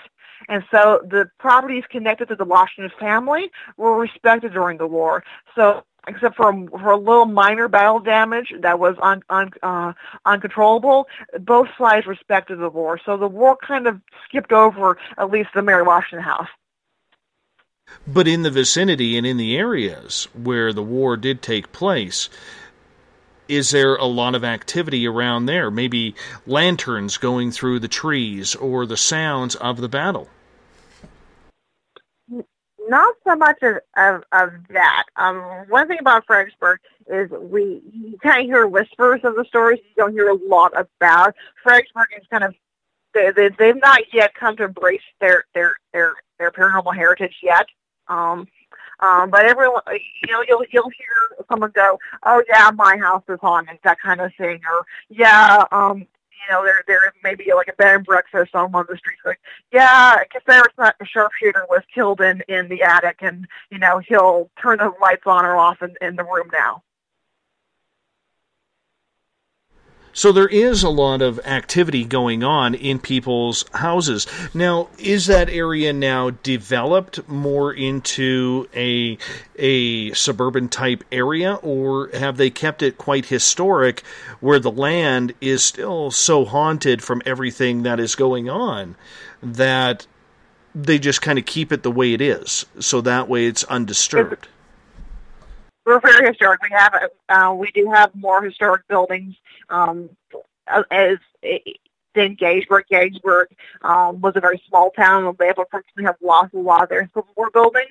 We have our colonial and our Revolutionary War buildings, and when we use them, we have a number of museums, but a lot of them are going to be shops, restaurants, and bed and breakfasts. And we do have the national park. And the national park does preserve some aspects of the battlefield, but a lot of the actual fighting per se, of what we consider a massive battlefield, was kind of on what we consider the outskirts of town. So there's been development over that particular land. So we do have areas of development, but we do also have areas where it is still the historic buildings. There's a main street called Caroline Street, and you walk down Caroline Street, and you're seeing the buildings, and they have the little placards, and they're saying, built 1772, 1818, 1850, and then you'll see a section where all of a sudden all the buildings date to the 1890s, and that's because that little section, that block, got destroyed during the Civil War. Are there any famous ghosts around there that still patrol the areas that people will talk about, much like they would about you or me or anybody in a regular conversation? Well, one of the great myths is that there is a museum called the James Monroe Museum. It's basically James Monroe's presidential library. It's a hidden gem. And the museum was founded basically by the descendants of the Monroe family. And so the one gentleman that founded it, he was a great storyteller. He liked to weave a great legend. And so basically to get attention for his museum, he claimed that he saw the spirit of James Monroe and Thomas Jefferson standing in the doorway of his museum. Of course, that was a complete myth. So no, we don't really. We have myths about famous sightings, but we don't really have per se a famous ghost. We don't everyone knows, for instance, Lizzie Borden house. We don't really have a particularly famous ghost that's known to stalk the halls. So it's just kind of a collage of spirits that come wandering through, much like they would be moving through the battlefield, because that is something similar as to what we have at the museum up here, where we get a lot of what we call wanderers coming through, going up towards where the gold rush was, or coming down with their gold. We had one conversation with one of the spirits where he was just coming back down with his gold, and when we asked him where he hid it, he immediately went silent. He immediately... Yeah, he stopped talking, and this was a guy where he was literally like a chatty Nancy up until we asked him, where'd you hide your gold? And he was silent. Right. We found out he was American from California, that he had come up on the paddle wheeler up the Fraser River to the community of Yale before buying a horse in order to take the trail up the Gold Rush Trail to where we were. And now he was heading back home. So right. I could see where you would get a lot of wanderers or even soldiers from both the Confederate or the Union side moving through. Yes, and one of the myths of the Mary Washington house, when we had the guys talk to each other when we talk about some of the stories, and years and years ago there was a psychic that came in and says, "Oh, you have a Civil War soldier in the backyard who's unhappy." Maybe yes, maybe no. We've never had any inkling of who it may be. And granted, in the backyard of the Mary Washington house, and almost every building in Fredericksburg that survived, that didn't have massive damage, they did bury, Civil War soldiers in the backyard. So we had 8 that were there. They have been disinterred. They're now in the National Cemetery, so they've been respectfully buried. And so, that's one of the stories, like, oh, you have one back there. Maybe yes, maybe no.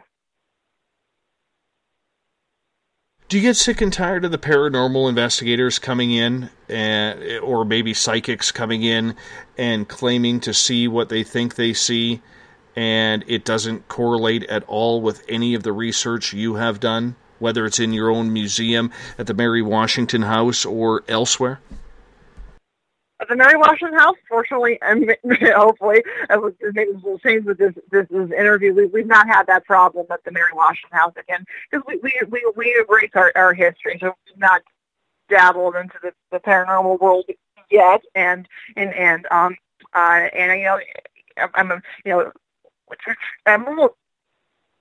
trepid about advancing it even further. But when I worked in California when I was a teenager, yeah, we were at the Whaley House, and that was known as America's Most Haunted. And you would get these people that would come in, and some of them are, they're bless their hearts, they're very earnest, they're to them it's real, but sometimes it'd be like, yeah, sure, okay. Yeah, that has nothing to do with anything that's been confirmed in history. And then you see the things on the internet, just that.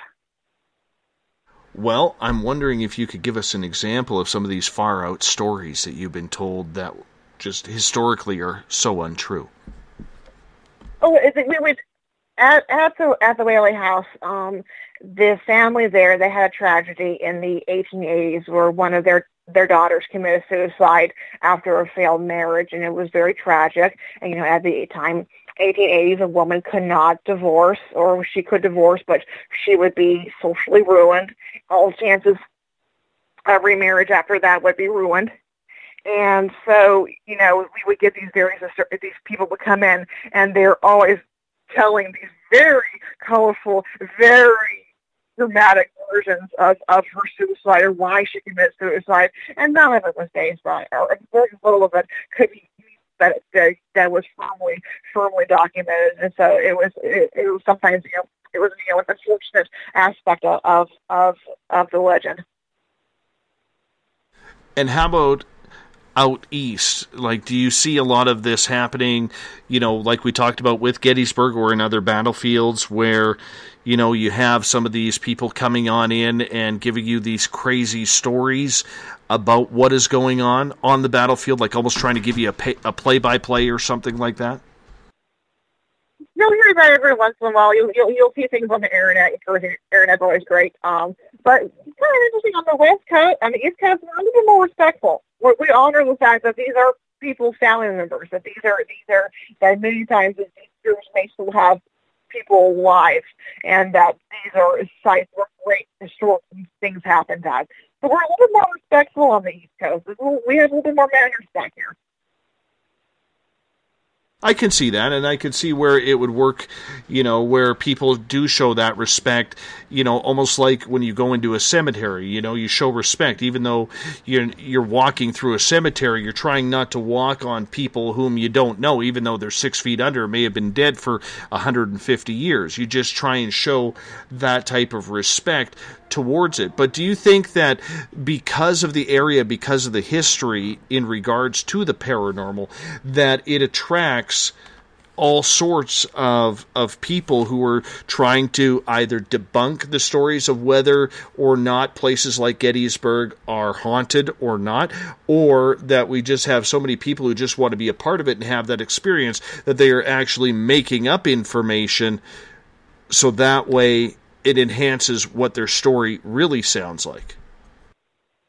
I think you're going to have cases of both that. I haven't experienced that so much on my personal experiences, but I think, you are going to have people who are there to debunk. There are people who are going to be there who are looking for cheap thrills. There's going to be people who are genuinely wanting to have something so bad, like the people I was encountering on the battlefield that, one hand you laugh at them, but they're being genuine. They're wanting to see something so bad that they'll turn a moth into an orb.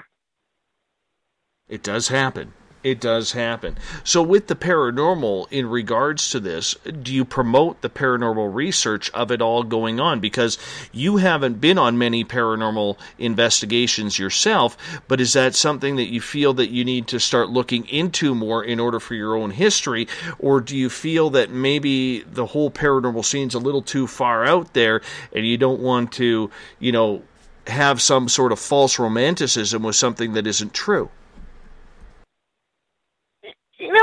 I'm not against paranormal research. I mean, it's a legitimate field. It's and it's something that I'm interested in looking into more now that I'm here, that I'm more established. I'm meeting other like-minded people and realizing that I'm not the only one that has these weird little interests.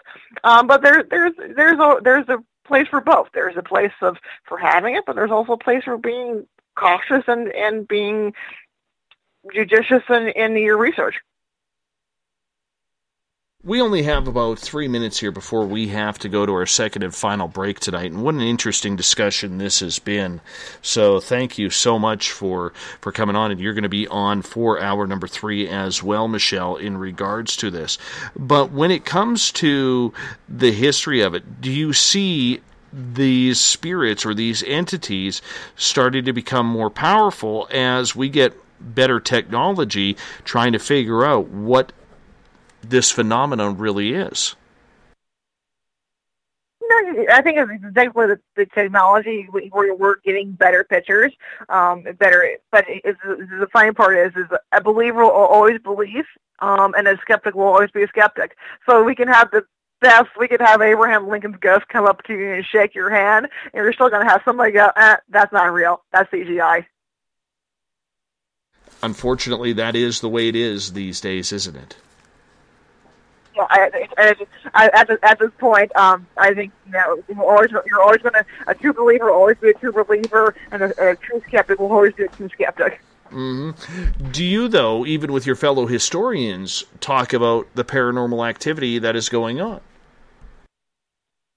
No, and and especially something like cautious is that this my day job is a surrogate. I'm trying to make sure that I am representing my property and my organization in a legitimate manner. And it is, I know the National Park Service, they have a strict no ghost policy.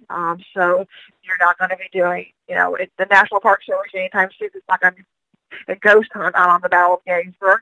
But sometimes privately, you'll get the employee off the record and be like, "Yeah, I'm interested into it," or "Yeah, I've had some weird stuff happen."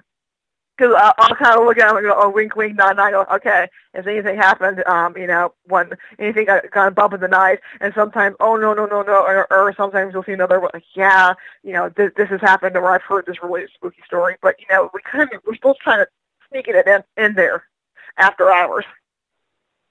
So you still have a lot of people, in other words, who just don't want to believe what is truly happening. Well, let's just put it for, we've gone to college, we've got our degrees, we've got many of us are in a massive amount of student debt, so we've reached the pinnacle, like to say, I'm the manager of the Mary Washington House, or any other place. We're not going to waste and destroy your by saying, "Oh yeah, by the way, I saw the ghost of George Washington in the backyard," which has not happened. But it's saying that's purely an analogy. But you're not going to certainly ruin your reputation by saying, "Hey, I've seen a ghost." I hear you there. And on that note, we're going to get you to hold on, Michelle, as we are down 2 hours, 1 hour to go with our guest tonight, Michelle Hamilton. She is one of the curators of the Mary Washington House in Virginia. Yes, the home where George Washington was born. Wonder if the apple tree is still around. Wonder if we could figure that out. Well, you got to wait. No, you can't. Okay, well, Michelle is saying, I got her on hold here. She's saying the apple tree's a myth. I don't know. We're going to find out more about the ghosts of the Civil War and so much more in hour number 3, plus the thought of the Dave, coming up right after this. Are you tired of being blocked, shadow banned, or placed in jail for simply posting your thoughts on social media? Social Media Freedom can take care of that for you. Social Media Freedom is the newest and one of the best free new apps that allows you the freedom to post what you want, when you want. It takes seconds to download from your app store. Come join the tribe at Social Media Freedom. It's time to set yourself free. The first annual Caribou Paracon is happening September 28th to 30th in the 108 Mile Ranch, British Columbia. Brought to you by the Canadian Society of Questers and Spaced Out Radio. Come listen to our featured speaker, Grant Cameron, along with Elizabeth Anglin, Paisley Town, Mike Moran, Eric Cooper, and more. It's a 3-day supernatural adventure at the Spruce Hills Resort and Spa. Tickets for the weekend are $150 Canadian. The Caribou Paracon, celebrating everything paranormal. A timepiece is a reflection of who you are, and what better way to show off the real you than with an escape watch? Escape is a lifestyle brand accessorizing your days and nights. Choose to escape and create the life of discovery that you deserve. Dream, play, unite with your own personalized escape watch. Head to escapewatches.com. There is no time like the present to enjoy your escape. Use promo code SMF2017 for your 20% discount today. Looking for a place to advertise at a very reasonable cost? Look no further than Spaced Out Radio. SpacedOutRadio.com has an advertising tab that you can click to check out our daily, weekly, and monthly packages to play on the radio, or our website including social media. From commercial spots to banners, we have it all. Check out our competitive pricing today.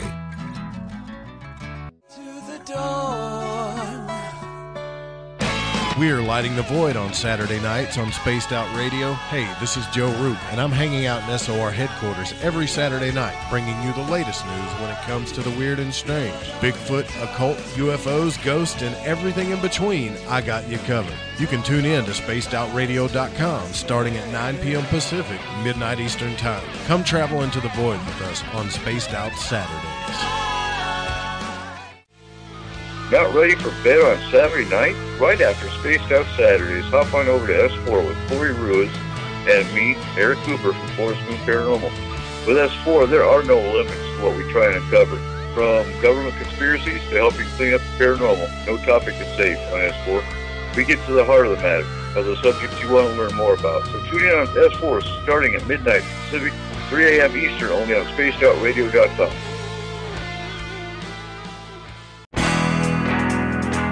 There's stories, then there's the truth. Do any of us really trust the news anymore? This is Jamie Sexton, owner of Rebel Planet News. The third Thursday of every month, I appear on SpacedOutRadio.com to bring you the truth you deserve, without mainstream media lies or alternative media fear-mongering. We'll get to the heart of the story and deliver the truth you're seeking. So come join us here for the Rebel Planet at SpacedOutRadio.com. The Call of the Wild is in Vancouver. The Moose Vancouver is one of the hottest bars and restaurants in the city. Open until 2 a.m. nightly, the Moose will rock you like a hurricane all night long. Great food with everything on the menu at $6.95 near the corner of Nelson and Granville. Get your horns up and come rock with us. The Moose Vancouver, the official rocking bar of Spaced Out Radio. Visit purpleplates.com today. For over 40 years, the Purple Energy Plates have been delivering amazing results for their many customers. Inspired by the great genius Nikola Tesla, the harmony, healing, and energetic effects of the plates have proven over and over to be beneficial and often miraculous to thousands of customers. Check their site for daily specials and choose from their many energy products. You won't be sorry. Visit them today at purpleplates.com. This is Eric Markham, news editor for the Spaced Out Radio's The Encounter Online. We have put together a great team of writers and journalists from all over the world to bring you top-quality paranormal stories, from alien encounters to the latest conspiracies. You won't find any of that fake news here.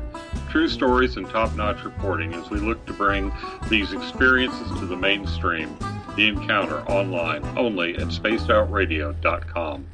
Do you want to know the truth? Do UFOs exist? Are aliens real? Are the governments hiding the biggest secret in history? We're UFO seekers, and we're on a hunt for the truth. Subscribe to our YouTube channel and follow along with us as we journey across the United States, visiting UFO hotspots and alien hotspots, trying to document the UFO phenomenon. Catch us on Spaced Out Radio every third Monday of the month as we discuss Area 51, UFOs, and more. And also, don't forget to subscribe to us on YouTube. You hear footsteps in the empty room above you. A rocking chair begins rocking by itself. Don't be afraid of the things that go bump in the night. Reach for Spirit Storybox, the iPhone app the Huffington Post UK called the only ghost hunting app you will ever need. Spirit Storybox. The spirits are telling their stories. It's Cosmic Sundays with me, Elizabeth Anglin, in Cosmic Passport. Let me take you down a 3-hour spiritual journey where we will get into everything from ET contact to Psychic Sundays. It's a journey of listening and learning together with some of the best professionals in their fields. You can tune in to Cosmic Passport at spacedoutradio.com every Sunday, starting at 9 p.m. Pacific, midnight Eastern.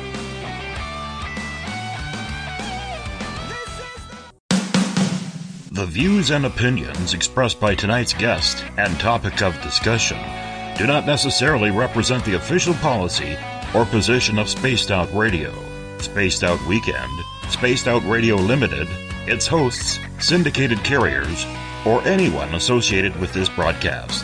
You're listening to Spaced Out Radio with Dave Scott. Follow Dave on Twitter at Spaced Out Radio and hashtag Spaced Out Radio, and on Facebook, Spaced Out Radio Show. Now, back to the program. Welcome back to the third and final hour of Spaced Out Radio. Tonight, I am your host, Dave Scott. Good to have you with us. Tomorrow night on the program, The Spiritual You. Geraldine Orozco will join us as we get going at 9 p.m. Pacific, midnight Eastern Time at spacedoutradio.com.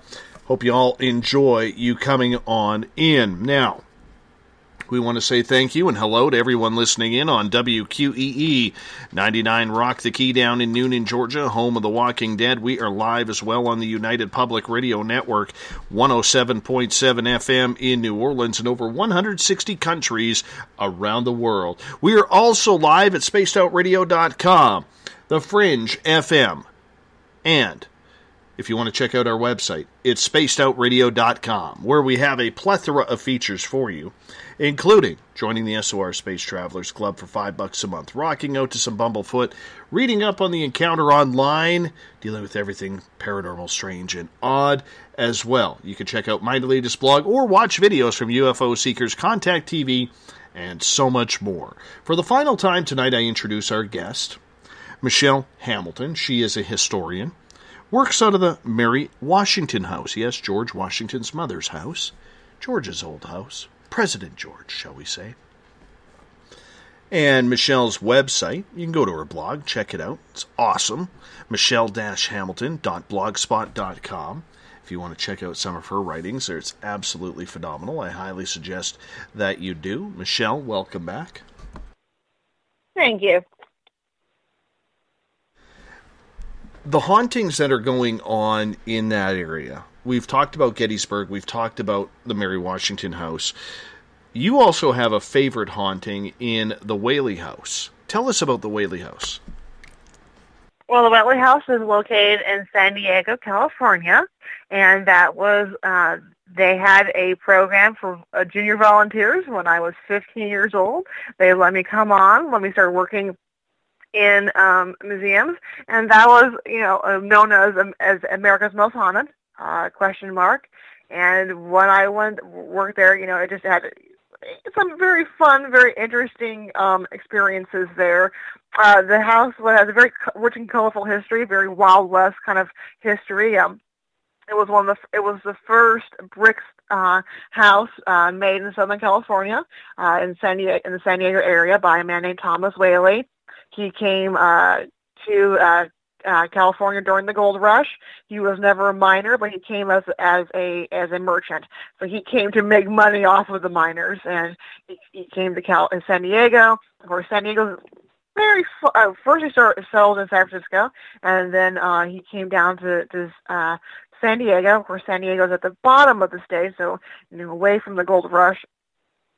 So he had some booms and some bust period, and he built his house on what was cheap land because it was used at one point as the execution ground for San Diego. So there is, the myth of Yankee Jim Robinson, who was a kind of a hapless bandit who was trying to steal San Diego's rowboat. San Diego has a harbor, had one of the best harbors on the West Coast, and so they had a rowboat, and that was the connection to the outside world. So when a ship came in, the rowboat would go out. That's how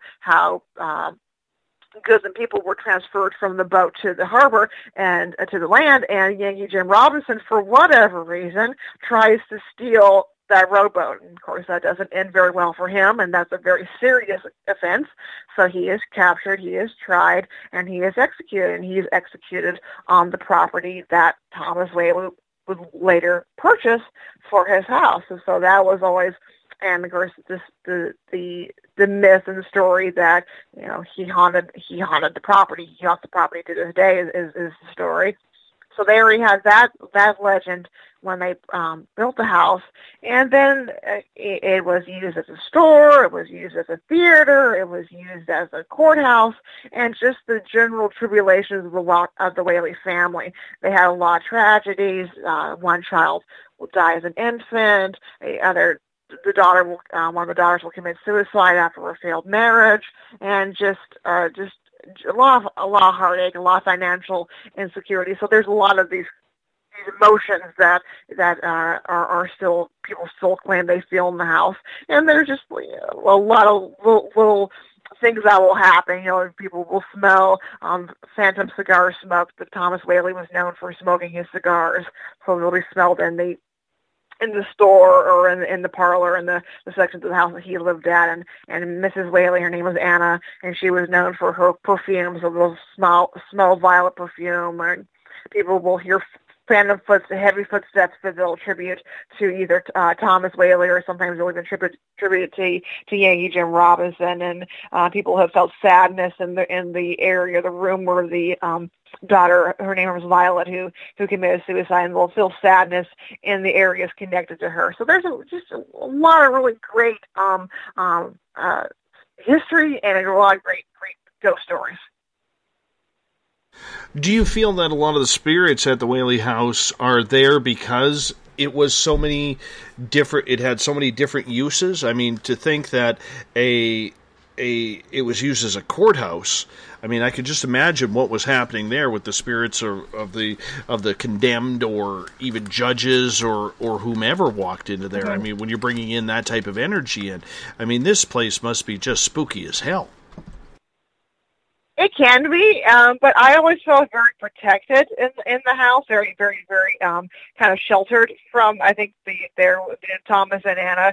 I always had the feeling, because again, I'm coming in as a very young girl, that they again were kind of protecting me, sheltering me from events. And in fact, there's the story I talk about in Encounters of the Paranormal Volume 2, which was edited by Mike Ricksecker from Haunted Road Media. And I talk about a time that a little ghostly prank was pulled on me, and the next day I'm in there, is during the Halloween season, and the next day I'm in there, I get constant feeling that somebody is behind me, that I keep bumping into the smell of the cigar, and it was almost like I was being shadowed, that Thomas didn't appreciate this little prank being pulled on me. And so after that, I was protected. Question coming from our audience here, this one coming from Trip. What is the strangest thing you've ever seen walking through any of these museums? The strangest thing that's ever happened to me, and I do talk about this in Encounters of the Paranormal Volume 2, is we were doing a Halloween program, and Halloween, it was again, we know we're a nonprofit, and so the Halloween season, especially for the Whaley House, that was our number one money-making event of the year, and that's going to keep the doors open for the rest of the year, keep the lights on, keep the employees paid.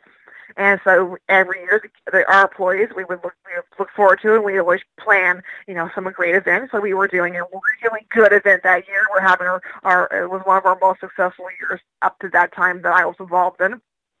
And so after the event is winding down and people are having a chance to investigate on their own, and of course the people are rushing to the more haunted areas that they think. And my mom and I, who my mother also participated in, and we're standing in the dining room. And my mom turns to the people and she goes, what's so funny is that they're all rushing to the staircase where they think they'll come into Yankee Jim Robinson, and yet we're standing in the most haunted section of the house, and we were feeling that they were already, like someone was in the room with us. And so I'm telling some of the people some of the stories that we experienced. And next thing I hear a ghostly whisper. It wasn't even a word. It was just the sound of wind blowing into my ear, like a person blowing into my ear just to make a sound. And I was wearing this headdress, 1850s headdress. I had long ribbons, and my ribbons move. And in fact, my mother sees the ribbons move, and the women that I'm talking to see the ribbons on my headdress move. And I let a shriek out of me. I probably levitated a couple of inches off the ground. I shriek, land on the ground, and then turn around and start laughing, going, "Okay, guys, that was hysterical." And that's probably the weirdest thing that's ever happened. Wow. Love when stuff like that happens. Never gets to happen to me, but that's okay. You know, you being a historian, I'm going to lead into Ron's question here, but with you being a historian, do you think, where do you stand ethically on museums using the paranormal to help raise money? You know, and if that's the way that the museum wants to go down, that is perfectly fine. Because, you know, we're serving a need that the public wants. And one way I view it is we'll give it for the ghosts and we'll give it some history on the way out. The way that we always did it and the way that we did at the Whaley House was you're going to get history first. Because without the history, the ghost stories makes absolutely no sense. So for an ethical thing, I have no problems for other museums for them to make the decision that they are going to go down that route. And again, because it's supply and demand. The public wants to hear these stories. If they weren't interested into it, they wouldn't be coming, and then we would have to find another route to tell stories. In fact, you know, the Rising Sun Tavern, our sister museum, they're starting an event called the John Fraser Night. It's in November. It's in the fall, and it's one of the busiest nights for the events for the tavern. And it's the ghost stories that have happened at the tavern, because there is a couple of ghosts there who like to play pranks on the staff. So, do a lot of your fellow historians feel the same way about the paranormal and using the museum or the ghosts that are still residing in raising money for museums? Because let's face it, when you're in a museum or some sort of society regarding that, they're usually non-profit. You're only going to get so much from the government. You're only going to get so much from people stopping by and maybe dropping a $5 or $1 bill in the donation box. So how do you... do a lot of the, I guess what I'm asking is, do a lot of the historians such as yourself feel the same way that you do, that as long as everything is done in respect, you have no problem with the paranormal kind of invading these museums? Yes and no. There's always going to be some individuals who strictly don't believe in it or don't have any interest in it, no matter how much, you know, money can be brought in. It's just a personal on their end, and then you're going to see some that have absolutely no problem with it. So it's a museum board by board, manager by manager's feelings. So it's like you're always going to get a little bit of everything. All right. Well, this leads to Ron's question, and that is, do you feel that it's almost sacrilegious in your area to the soldiers for people to capitalize off of them? As long as it's done respectfully, I have no problem with it. As long as we were treating these people as real people who went through tremendous hardships, who went through tremendous suffering, who were tremendously brave to do what they did. As long as it's done right and it is done respectful, I have no problem. If we were there just for the shock factor, for the titillation of it, then I'm a little more problems with that on a personal level. Well, let's move on here. Ron has a follow-up question, and he is asking, a lot of people have reported seeing lights over some of these sites. Have you heard these reports, or do you have any thoughts on these origins? I've heard of some spirit, what they call, the ghost lights, of some areas, and I have not researched that area topic per se, and I just know that the two theories of one, yes, it is a ghost, and the other two, we're just seeing a natural phenomenon that is being released. And again, that's very possible because the South, it is areas that can be swampy and marshy, so it could be slump gas or other gases being released that we're having to see bioluminescence. There's one thing here in the South we have ground fog, humid days, sometimes even if there has been no rain, sometimes going home on a rural road, you'll be in have a low section, and next thing you see ground fog. And it's, if you're in a haunted location, somebody could be saying, "Oh, that's the spirit of the soldiers rushing across the road." Well, maybe yes, or also it could just you're in the summertime we're having ground fog. Well, let's move on to another question here. Catalina is asking, have you ever had a ghost talk to you? No, I wish I would, because I have tons of questions I would like to talk to them about. So it's like, as an historian, my joke at the Mary Washington house is, hey, if you ever saw Mary, I'd be like, sit down, let's have some tea, I have some questions. So I've not had that experience. Well, you could just ask him and see what happens. Have you tried that? I do, and I was like, I talk to myself, and I usually just argue with myself. It's not fair, and I lose the argument. Tessa is wondering, because she's a paranormal investigator as well, she is wondering if you have ever taken any spirits home with you. There's been some days where, something will happen, my dogs will start barking, and it's like, guy, just go back to the museum, I'll be back tomorrow. There's days where you just throughout my life, I just wonder. It's like, guys, okay, whatever it is, I'll be back tomorrow. So you kind of play this off quite nonchalantly. I think that's very intriguing because, you have to play the skeptic and the historian and go with what history tells you, but on the flip side, you do have this intriguing interest to see who's still around. So do you find it hard at times to find that balance? Because I'm sure a lot of people, as they enter with the popularity of the paranormal, that they are coming up to you and asking, well, how haunted is this place? What kind of ghosts do you have here? Or questions along those lines.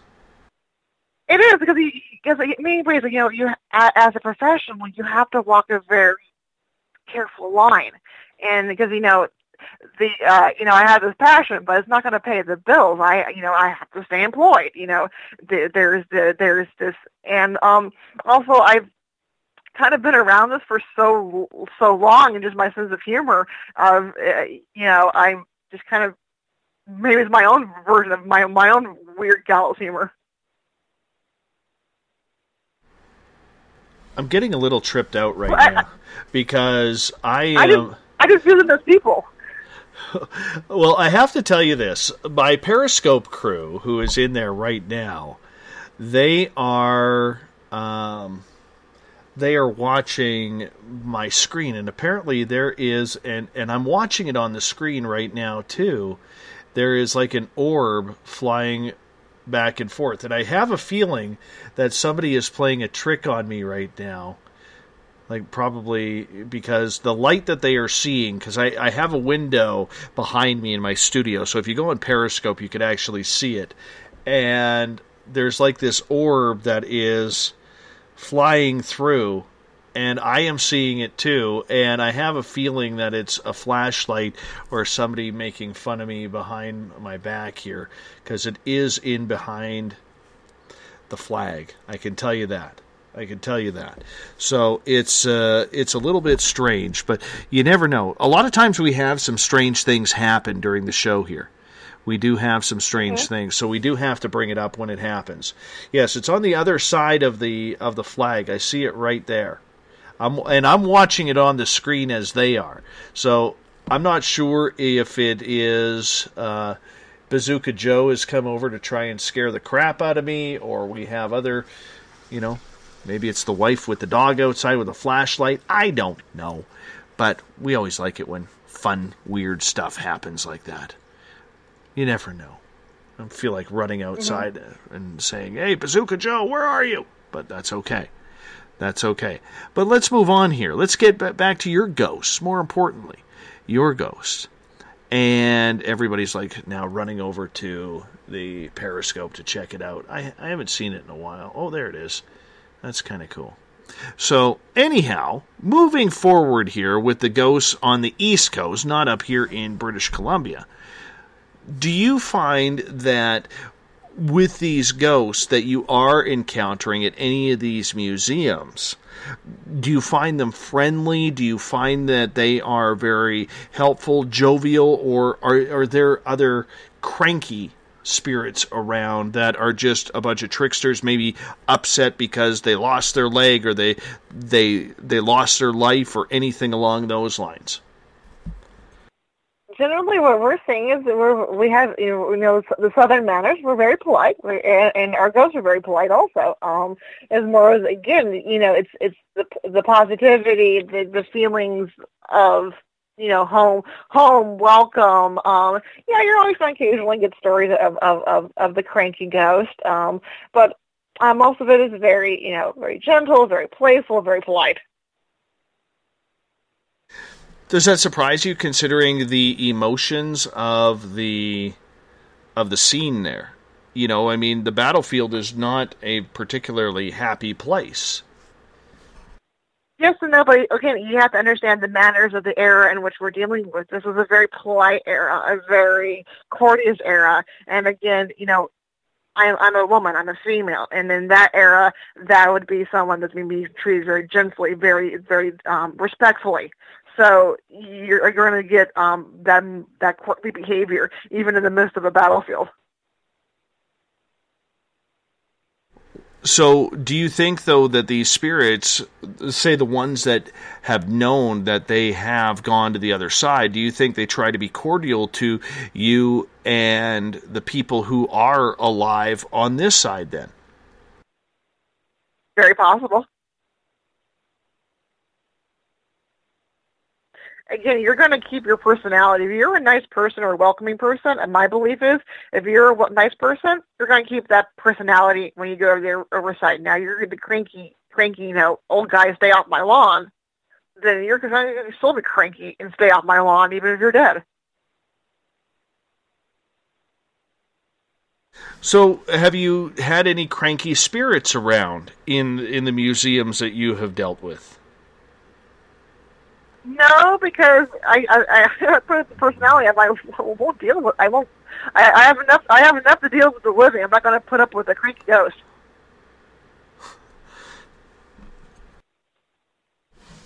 Well, I can understand that. I can appreciate that. And why put up with a cranky ghost? But sometimes you don't have the ability to do so. It's just in my experience, I haven't encountered that problem. Have you had other museum people who will or who have? I know, at the Rising Sun Tavern a little bit. The ghost will be a little bit more pranksterish. Where they think is one of the tavern keepers, and he'll pull the mob or caps. Come as mob caps off the girls' heads. That kind of or pull up the back of their skirt a little bit, tug on their skirt a little bit. That kind of behavior will happen at the tavern. Tell us about this tavern then. It is the building dates back to 1760. George Washington's brother, Charles Washington, lived there. It was his private home. And then he will sell the house, and it will go from about the 1790s to the 1820s. It will be a couple of different taverns. It will be different owners, different personalities. We know that one of the tavern keepers, his name was John Fraser. He will be a tavern keeper for a very short time. He has an illness, and he actually passed away at the tavern. He passed away at his own business, and he's kind of believed to be one of the more active spirits. And then also, there are a couple of Civil War soldiers, I've been told, there's been a couple paranormal investigations at the tavern, and they have a couple of Civil War soldiers. They do have a couple of cricket ghosts. Apparently there is a ghost that he is a common man, and he has a little bit of an attitude. And then I also have Mrs. Fraser, who was John Fraser's wife, and she managed the tavern for several years by herself, and she is at the tavern also. Do these, for these ghosts at the tavern, do they leave drinks for them? Do they acknowledge them? How does that work? They'll talk to them. They do acknowledge that we don't consume any alcohol. The tavern actually lost its liquor license in the 1820s to mysterious circumstances. So there's no alcohol, but they'll acknowledge. And for comedy, a couple of months ago, they had a paranormal investigation after the event for the evening, and apparently what I was told was, the other employees were leaving, and so the investigators were saying, good night to the employee, and they turn on they have their EVP, their voice recorder, and the lead investigator says to whoever is there, he says, say good night to or the person leaving, and on the EVP they actually got good night. Wow. Love when that happens. Love when you get that type of acknowledgement. That's so interesting. So interesting when that happens. So, do you consider yourself a believer then? I do. What makes you believe? I've had enough personal experiences in my own life and I've experienced with the people that I know and trust, and I believe that there is enough. And also my own faith. I believe that there is more to this life. No, and I can understand that because I think we all kind of, I don't want to say struggle with trying to figure out whether or not to believe, but do you believe then that this has brought you closer to your own spiritual understanding with what's going on? Yes, it has. How? It's something you just know when you feel it. I have my own strong convictions and beliefs in my own core of what I believe in this world, and it has confirmed what I believe on my faith and my spirituality. Do you think then that it has brought you closer to understanding, both as a historian and as a person, to understanding what is going on? I think it has connected me that these people, and that they are still with us, either in the spiritual sense or in the sense that we can pick up their documents, their history, we can learn about their life, and we can live their life with them. And both, it has made me a better person in my faith and a better historian. I will say that. Okay, so here's a little bit of an interesting tidbit. This orb that we're all now trying to see on Periscope, I thought it was coming out the window, and it literally just went across my face. It's like this little tiny orb, and it went across my face on camera, and I'm not the only one who saw that.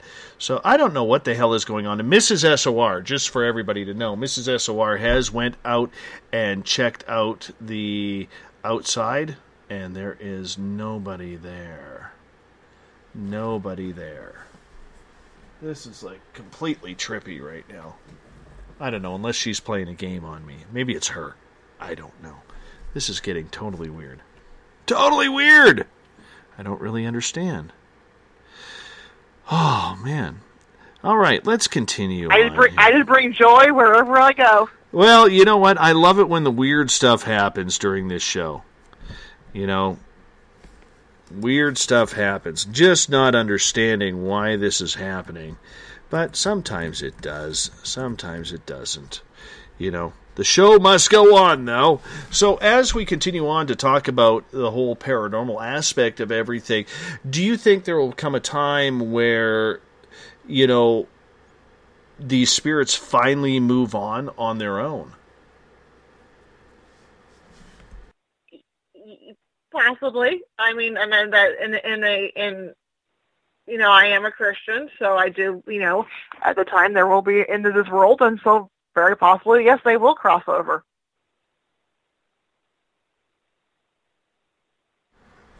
Do you think that they will have to find the light on their own, or do you think that maybe one day they will be rescued? You know, for me, and some of them may be rescued, but maybe some of them it is a spiritual journey that they have to take on their own. Right. Well, that would make sense. That would make sense. And do you think it's because they have to finally realize on their own that these battlefields, these forests, these homes are no longer there for them? And that could be part of their journey. You know, who's to say? And I think on certain degrees we're not supposed to know everything face value. Do you find, though, that the more that you look into the paranormal aspect of everything, that you are having, you know, your own occurrences starting to heighten? Yes. How? You just get a sense sometimes, you know, as you know, as is a comical, like, you know, sometimes you're in a story and you're looking for that one document or that one clue that will help you connect, you know, the dots on whatever project you're working for, and then all of a sudden, bam, there's your face. Like, all of a sudden the universe is like, okay, now's the time for you to know what you need to know.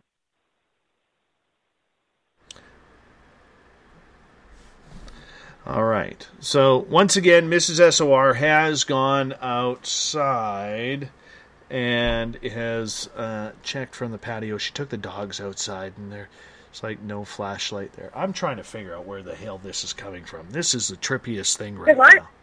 If you go on, I'm even seeing it. It's coming. It's on your Canadian flag right now. It's on the maple leaf. Yes, you're seeing it. So you're watching right now, and you're seeing it right there, right there. Yes, it's on the maple leaf right now. Okay, hold on. I'm going to check here. Hold on.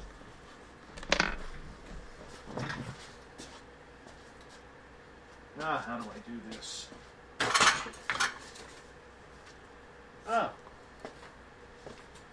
Just so you guys know, my blinds are closed behind that.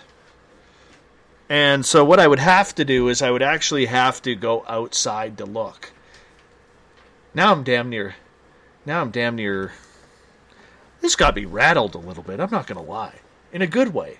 Because I love it when stuff like this happens. But this got me rattled a little bit. I forgot the blinds were closed.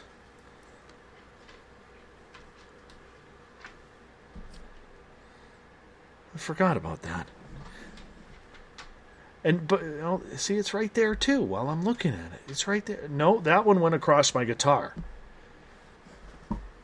Son of a gun. Somebody must be having fun with me here. No, it's not a sniper. It's a white light. It's not nothing red. If I see something red, I'm ducking. Robin Roll, how you doing, buddy?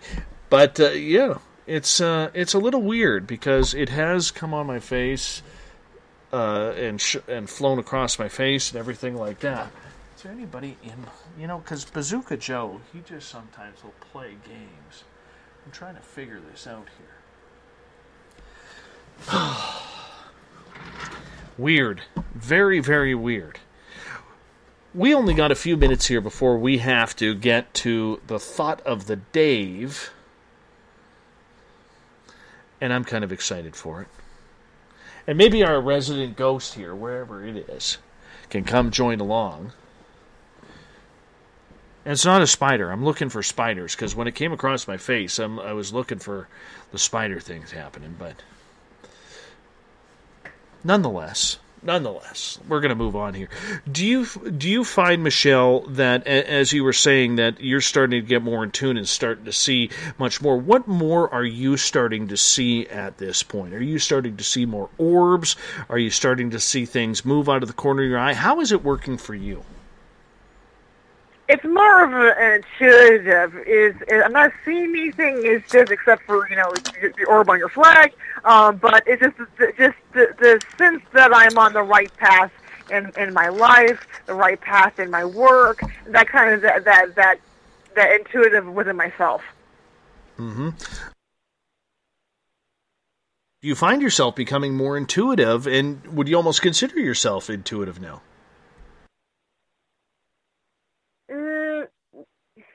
No, but just maybe more aware of the world around me. Maybe more of a confidence in myself. When it comes to your own fellow researchers and historians, are you more aware or wary what you say around them? Yes, I mean, as I said before, we work very hard. And I work very hard for the position that I have. When a couple months ago we had a paranormal researcher that did come to the Mary Washington house, and she asked me, are you faking any of this? And I said, I have worked too hard for my career to fake anything. Why would I ruin it all? So again, I've worked so hard for the position that I've gone to now. I'm not going to ruin it all just by faking anything. You just should be careful. Mm-hmm. I'm not seeing the orb anymore. Do you find, though, that the more that you have been in touch, do you find that other investigators have followed the same suit as you? Like, do you talk to them about it? Do you say, hey, have you noticed your own senses enhancing? That's something that I haven't asked. I've heard other people who said that when they get more into this, they do. But so far, that's something that I just kind of kept to myself. Well, is it something that you feel you're not comfortable with expanding on? Maybe not at this moment. Maybe that's something that's the next, leg of my journey in this world. Would it have to be another museum person to come up to you and say, hey, I'm having these experiences. Are you? Probably. I think, but that's just kind of the way that many people are. I mean, how many people want to say, hey, I saw Bigfoot, until someone else says, hey, guess what? I saw Bigfoot too. Well, I guess it's a conversation that's building up that nobody wants to have, or everybody wants to have it. Yes. Yeah. Right? Everybody wants to have that conversation, but nobody wants to actually start it. Yeah, you don't want to be the first person to say, hey, I see cows in my museum.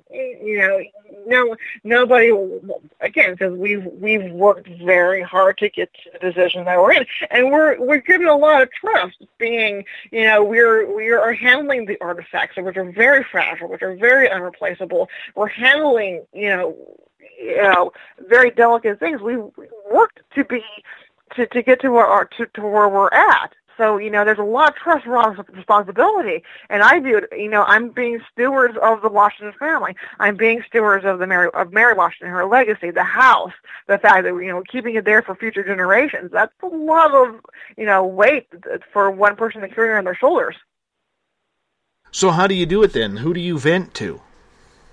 Who do you find out I talk to my... Go ahead. My venting, I'm very close to my parents. So I'll talk to my parents, and I also have a couple of other friends I'll talk to. Do you talk to paranormal investigators? I know you know Mike Ricksecker very well, who is very accomplished at what he does. Do you patch things onto him? I do. Occasionally, I'll find something, some wacky I'll pass along. I have other friends in the local area that will go like, hey, have you ever heard something weird happening at this site? I've had something happen.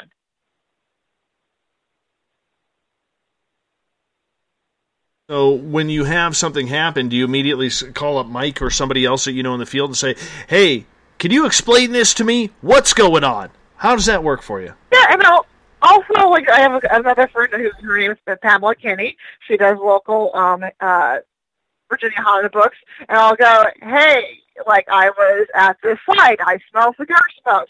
Has this been reported at this site before? How many times are you able to correlate the information? Most of the time I've actually had the few things that have happened to me, especially since I moved here. A couple of the things I have been able to correlate between either just other people in the field or either a couple of times either people who work in the historic community.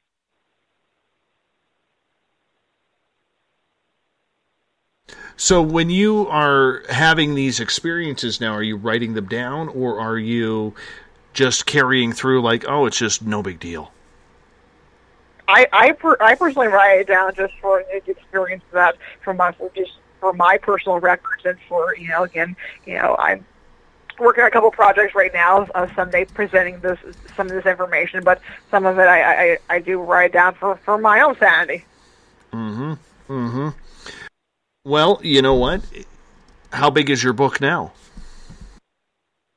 Oh, I'm working on it and haven't put anything pen to paper yet, but it may be 100 pages or so. The project I'm working on right now will be talking about the ghosts of Civil War Virginia. That is absolutely fantastic. We only got about a minute left with you before we have to go to the Thought of the Day. I would love it if you could maybe hang out with us, tell us about your blog, what people are going to find there, your books, spiel it all out. Okay, on my blog, Michelle-Hamilton-blogspot.com or net or whatever it is. I'm horrible at remembering the .coms. I will share pictures of historic sites I've gone to, so it's a little bit of a travel log, a little bit of a review of books and media, and also I'll share on my upcoming lectures and things that I'm doing, and my books are all on Amazon. My first one is I Would Still Be Drowned in Tears, Spiritualism and Abraham Lincoln's White House. So that is about the spiritualism that took place during the Lincoln White House, the seances that Lincoln went to, and that is available on Amazon. My other books are My Heart is in the Cause, The Civil War Diary of James Myers. He was a hospital steward with the 45th Pennsylvania, so it's his Civil War diary. It's his accounts of his life in the field, so you get an idea of just the struggles that these soldiers went through on a daily basis. And my latest book that just came out that I'm particularly proud of is Mary Ball Washington, the mother of George Washington, and it's the first serious look on Mary, first biography in her in about 100 years. And then I also edited a book on manners during the Civil War. It's an etiquette book called Manners During the Civil War, and all of those are available on Amazon. You can also follow me on Facebook. I am on Facebook at Michelle Hamilton. And my other website is michellelhamilton.net. Michelle, thank you so much for being on Spaced Out Radio tonight. What a pleasure to have you. And we'll talk to you very soon. Great, thank you. Thought of the Day coming up next.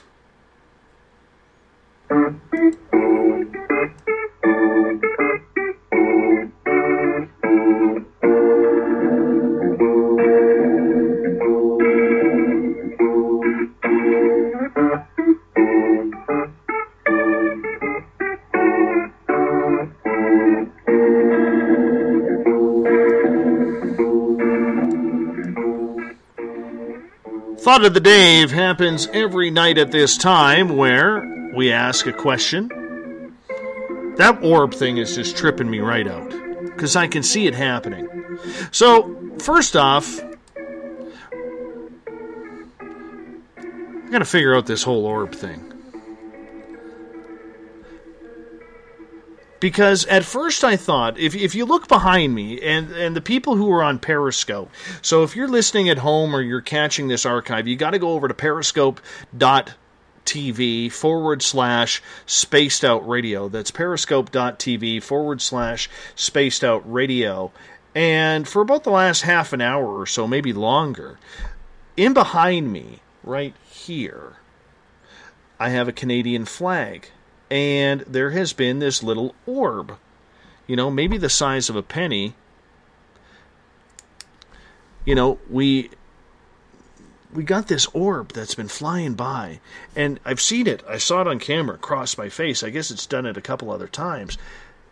And at first I thought maybe somebody behind the window, because there's a window behind that. There is a window behind that that flag. And at first I thought maybe it was a flashlight or something along those lines, checking it out. By the way, Wobo in the Spreaker chat room, you just got yourself booted from the room, so have a good time. Good night. By the way, I don't put up with trolling in my room. It's my room. My chat room. So, see you later. Have a good one. So anyways, it appears on the maple leaf, and at first I thought it was maybe someone back there, maybe with a flashlight or something, but then I realized that in behind that window there's blinds, and the blinds are closed. So this is what I'm going to do. I'm going to call into my own show, and I'm going to give you a play-by-play of what is going on here, because I'm going outside. I'm going to check this out. I'm going to see if it is Bazooka Joe. There it is. See, right there. I don't think it is. It's sitting on my guitar right now. I really don't know. But I'm going to go check it out outside, because this is absolutely trippy. And if it is Bazooka Joe or somebody playing a hell of a trick on me, this is pretty cool. So I hope you don't mind. We're going to do a live investigation right here. Let me just call myself first. Now I got to figure out my studio number. Oh yeah, 1302. Nope, that's wrong. 702-302. All right, so I'm going to call myself right now, and then I'm going to connect myself, and then I'm going outside, and I'll take you guys with me. Okay, my phone is ringing. The beauty of Skype. So I'm going to turn this microphone on mute.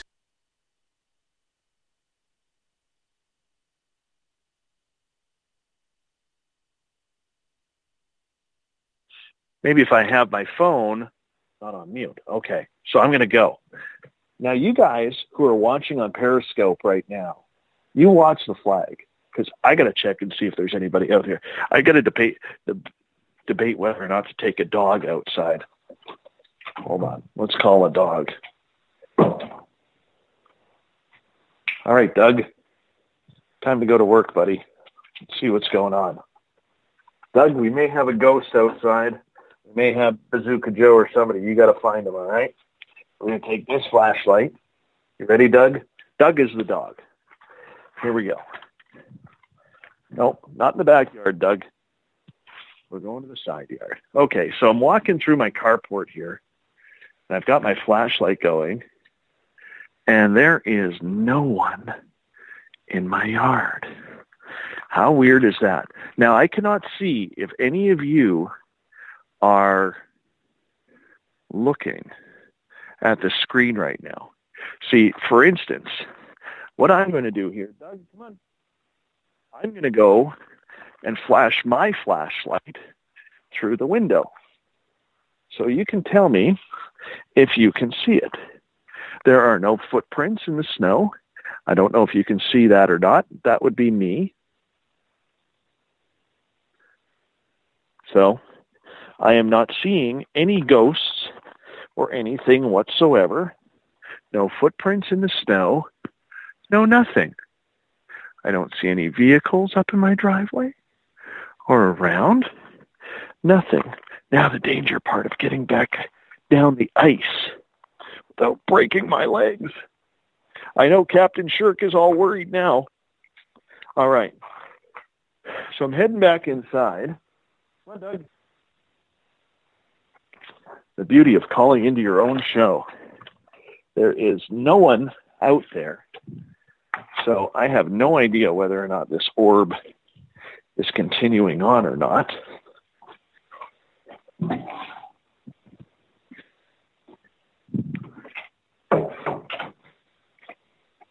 And I have nothing that reflects here. All right. Did you guys... Okay, hold on. We're going to hang up here. And we are going to go back onto the radio here. So you guys couldn't see anything from my flashlight. Well, that's kind of interesting. So everybody out there who is not watching on Periscope, I put my flashlight up to the window. I was a little bit of a distance away, probably 30, 40 feet. Put my flashlight to the window. They could not hear or see the flashlight through the flag. So there is nobody out there. There's no footprints in the snow. No nothing. Now we got to see if this orb comes back. This is the weirdest thing. No orb activity since you went outside. Well, of course you couldn't see me outside, Captain Shirk. I took my phone out there. Unless it was like Joe running away. I don't know. I'm going to chalk that up to somebody playing a trick on me. That's what I'm going to chalk it up to. Somebody playing a trick on me. I can't lift the flag because I got a bunch of stuff leaning on there. So, that's pretty much it. Pretty much it. Well. Very intriguing. Let's get to the Thought of the Dave. It is here somewhere. We do the Thought of the Dave every night at this time, where I ask a simple question on my Facebook, and you guys go and answer it. Whatever it is, you answer it. So today's Thought of the Dave question, as I pull it up here, is this. Thought of the Dave. Is it possible to learn history from ghosts at a haunted location? What do you think? What do you think it is? Gail says, perhaps if we were an unsolved mystery, like who was Jack the Ripper? But it's all too creepy for me anyway. I don't want to speak to things that do not have skin. Well, technically, ghosts have skin. John is asking, is Bazooka Joe a neighbor of yours? Yeah, he lives a couple miles down the street. He's pretty close. And yes, he would do something like that, because he's that kind of guy. But so would neighbor Tony, the firefighter. I could see Tony doing it too. I could see one of them. Now, if I wake up in the morning and my yard is full of garden gnomes, I know it was one of those two. Where's the creepy clown music? I'll play that for you again. Just because I can. Adam's like, sure, why not? Marlene, I wrote a book about that. Learning history from ghosts. Maybe you got to talk to Marlene about that. Tara says, I would say so. We have learned a bit of history from the museum near our house. Shandan says, yes, most effectively. We have loads of proofs in India and also Slavic Europe. There are assorted evidences as well as in Upper Mexico, Peru, and Bolivia. Let's move on. Mary is like, yes, for sure. Tim, not my forte. Makes sense. Mike Moran from Haunted Crew of Canada. Yes, yes, yes. Ron Moniak, I don't really understand this Ukrainian watermelon, but he puts a picture of Justin Trudeau and Fidel Castro side by side. Yes, they do look alike, as weird as it sounds. Conspiracy? Who knows? Charles, yes, I certainly have. Lance as well. Kevin says, my experience is the amount of quality of information that I often receive. from the spirit world can be limited so oftentimes it is more of a directional input, meaning they are giving me a place or subject to start my investigation. After that point, they can be very helpful at guiding me to stay in the right direction. And we're going to end it right there, my friends, as we're going to figure out what all this weird, strange orb stuff is going on. Head over to Periscope. We're going to hang out there for a while. We got to figure this shit out. Pardon my language. Shouldn't say that on terrestrial radio. Tomorrow night on the program, Geraldine Orozco will join us for the Spiritual You. She is going to be doing the Spiritual You with us month in, month out now. What a great, great person. If you haven't heard her before on this show, it's going to be absolutely fantastic. I highly suggest that you come on out and hang out with us, 9 p.m. Pacific, midnight Eastern Time at spacedoutradio.com. I want to say thank you to Michelle Hamilton for coming in for the entire show tonight. Check her out, michelle-hamilton.blogspot.com. If you want to check out her blog, it's absolutely fantastic. Mr. Ron Bumblefoot THAL rocking in the background with Little Brother is Watching. Bumblefoot is the official music on Spaced Out Radio, rocking us in and out of every single show. Absolutely love Mr. Bumblefoot. Get your horns up for Little Brother is Watching. Want to say a big shout out to everybody listening at home, in your cars, at work, wherever you may be. Hi, Bob. I know where you are. I know you're listening. Grow that beard back, will you? We need that beard back, my friend. Also, want to say a big shout out to everybody listening in at hashtag Spaced Out Radio on Twitter, in the Spreaker chat room, the veterans of the SOR Space Travelers, and, of course, everybody on Periscope. Thank you so much for playing with us. Thanks for hanging out. We're going to do it all again in 21 hours from now, and I hope you join us. Thank you for sharing our shows. Thank you for making us bigger and better every single day, because together, my friends, we own the night. Talk to you in exactly 21 hours from now. Mr. Bumblefoot, we need a favor. We need you to take us home. Have a good one. See you tomorrow. Good night.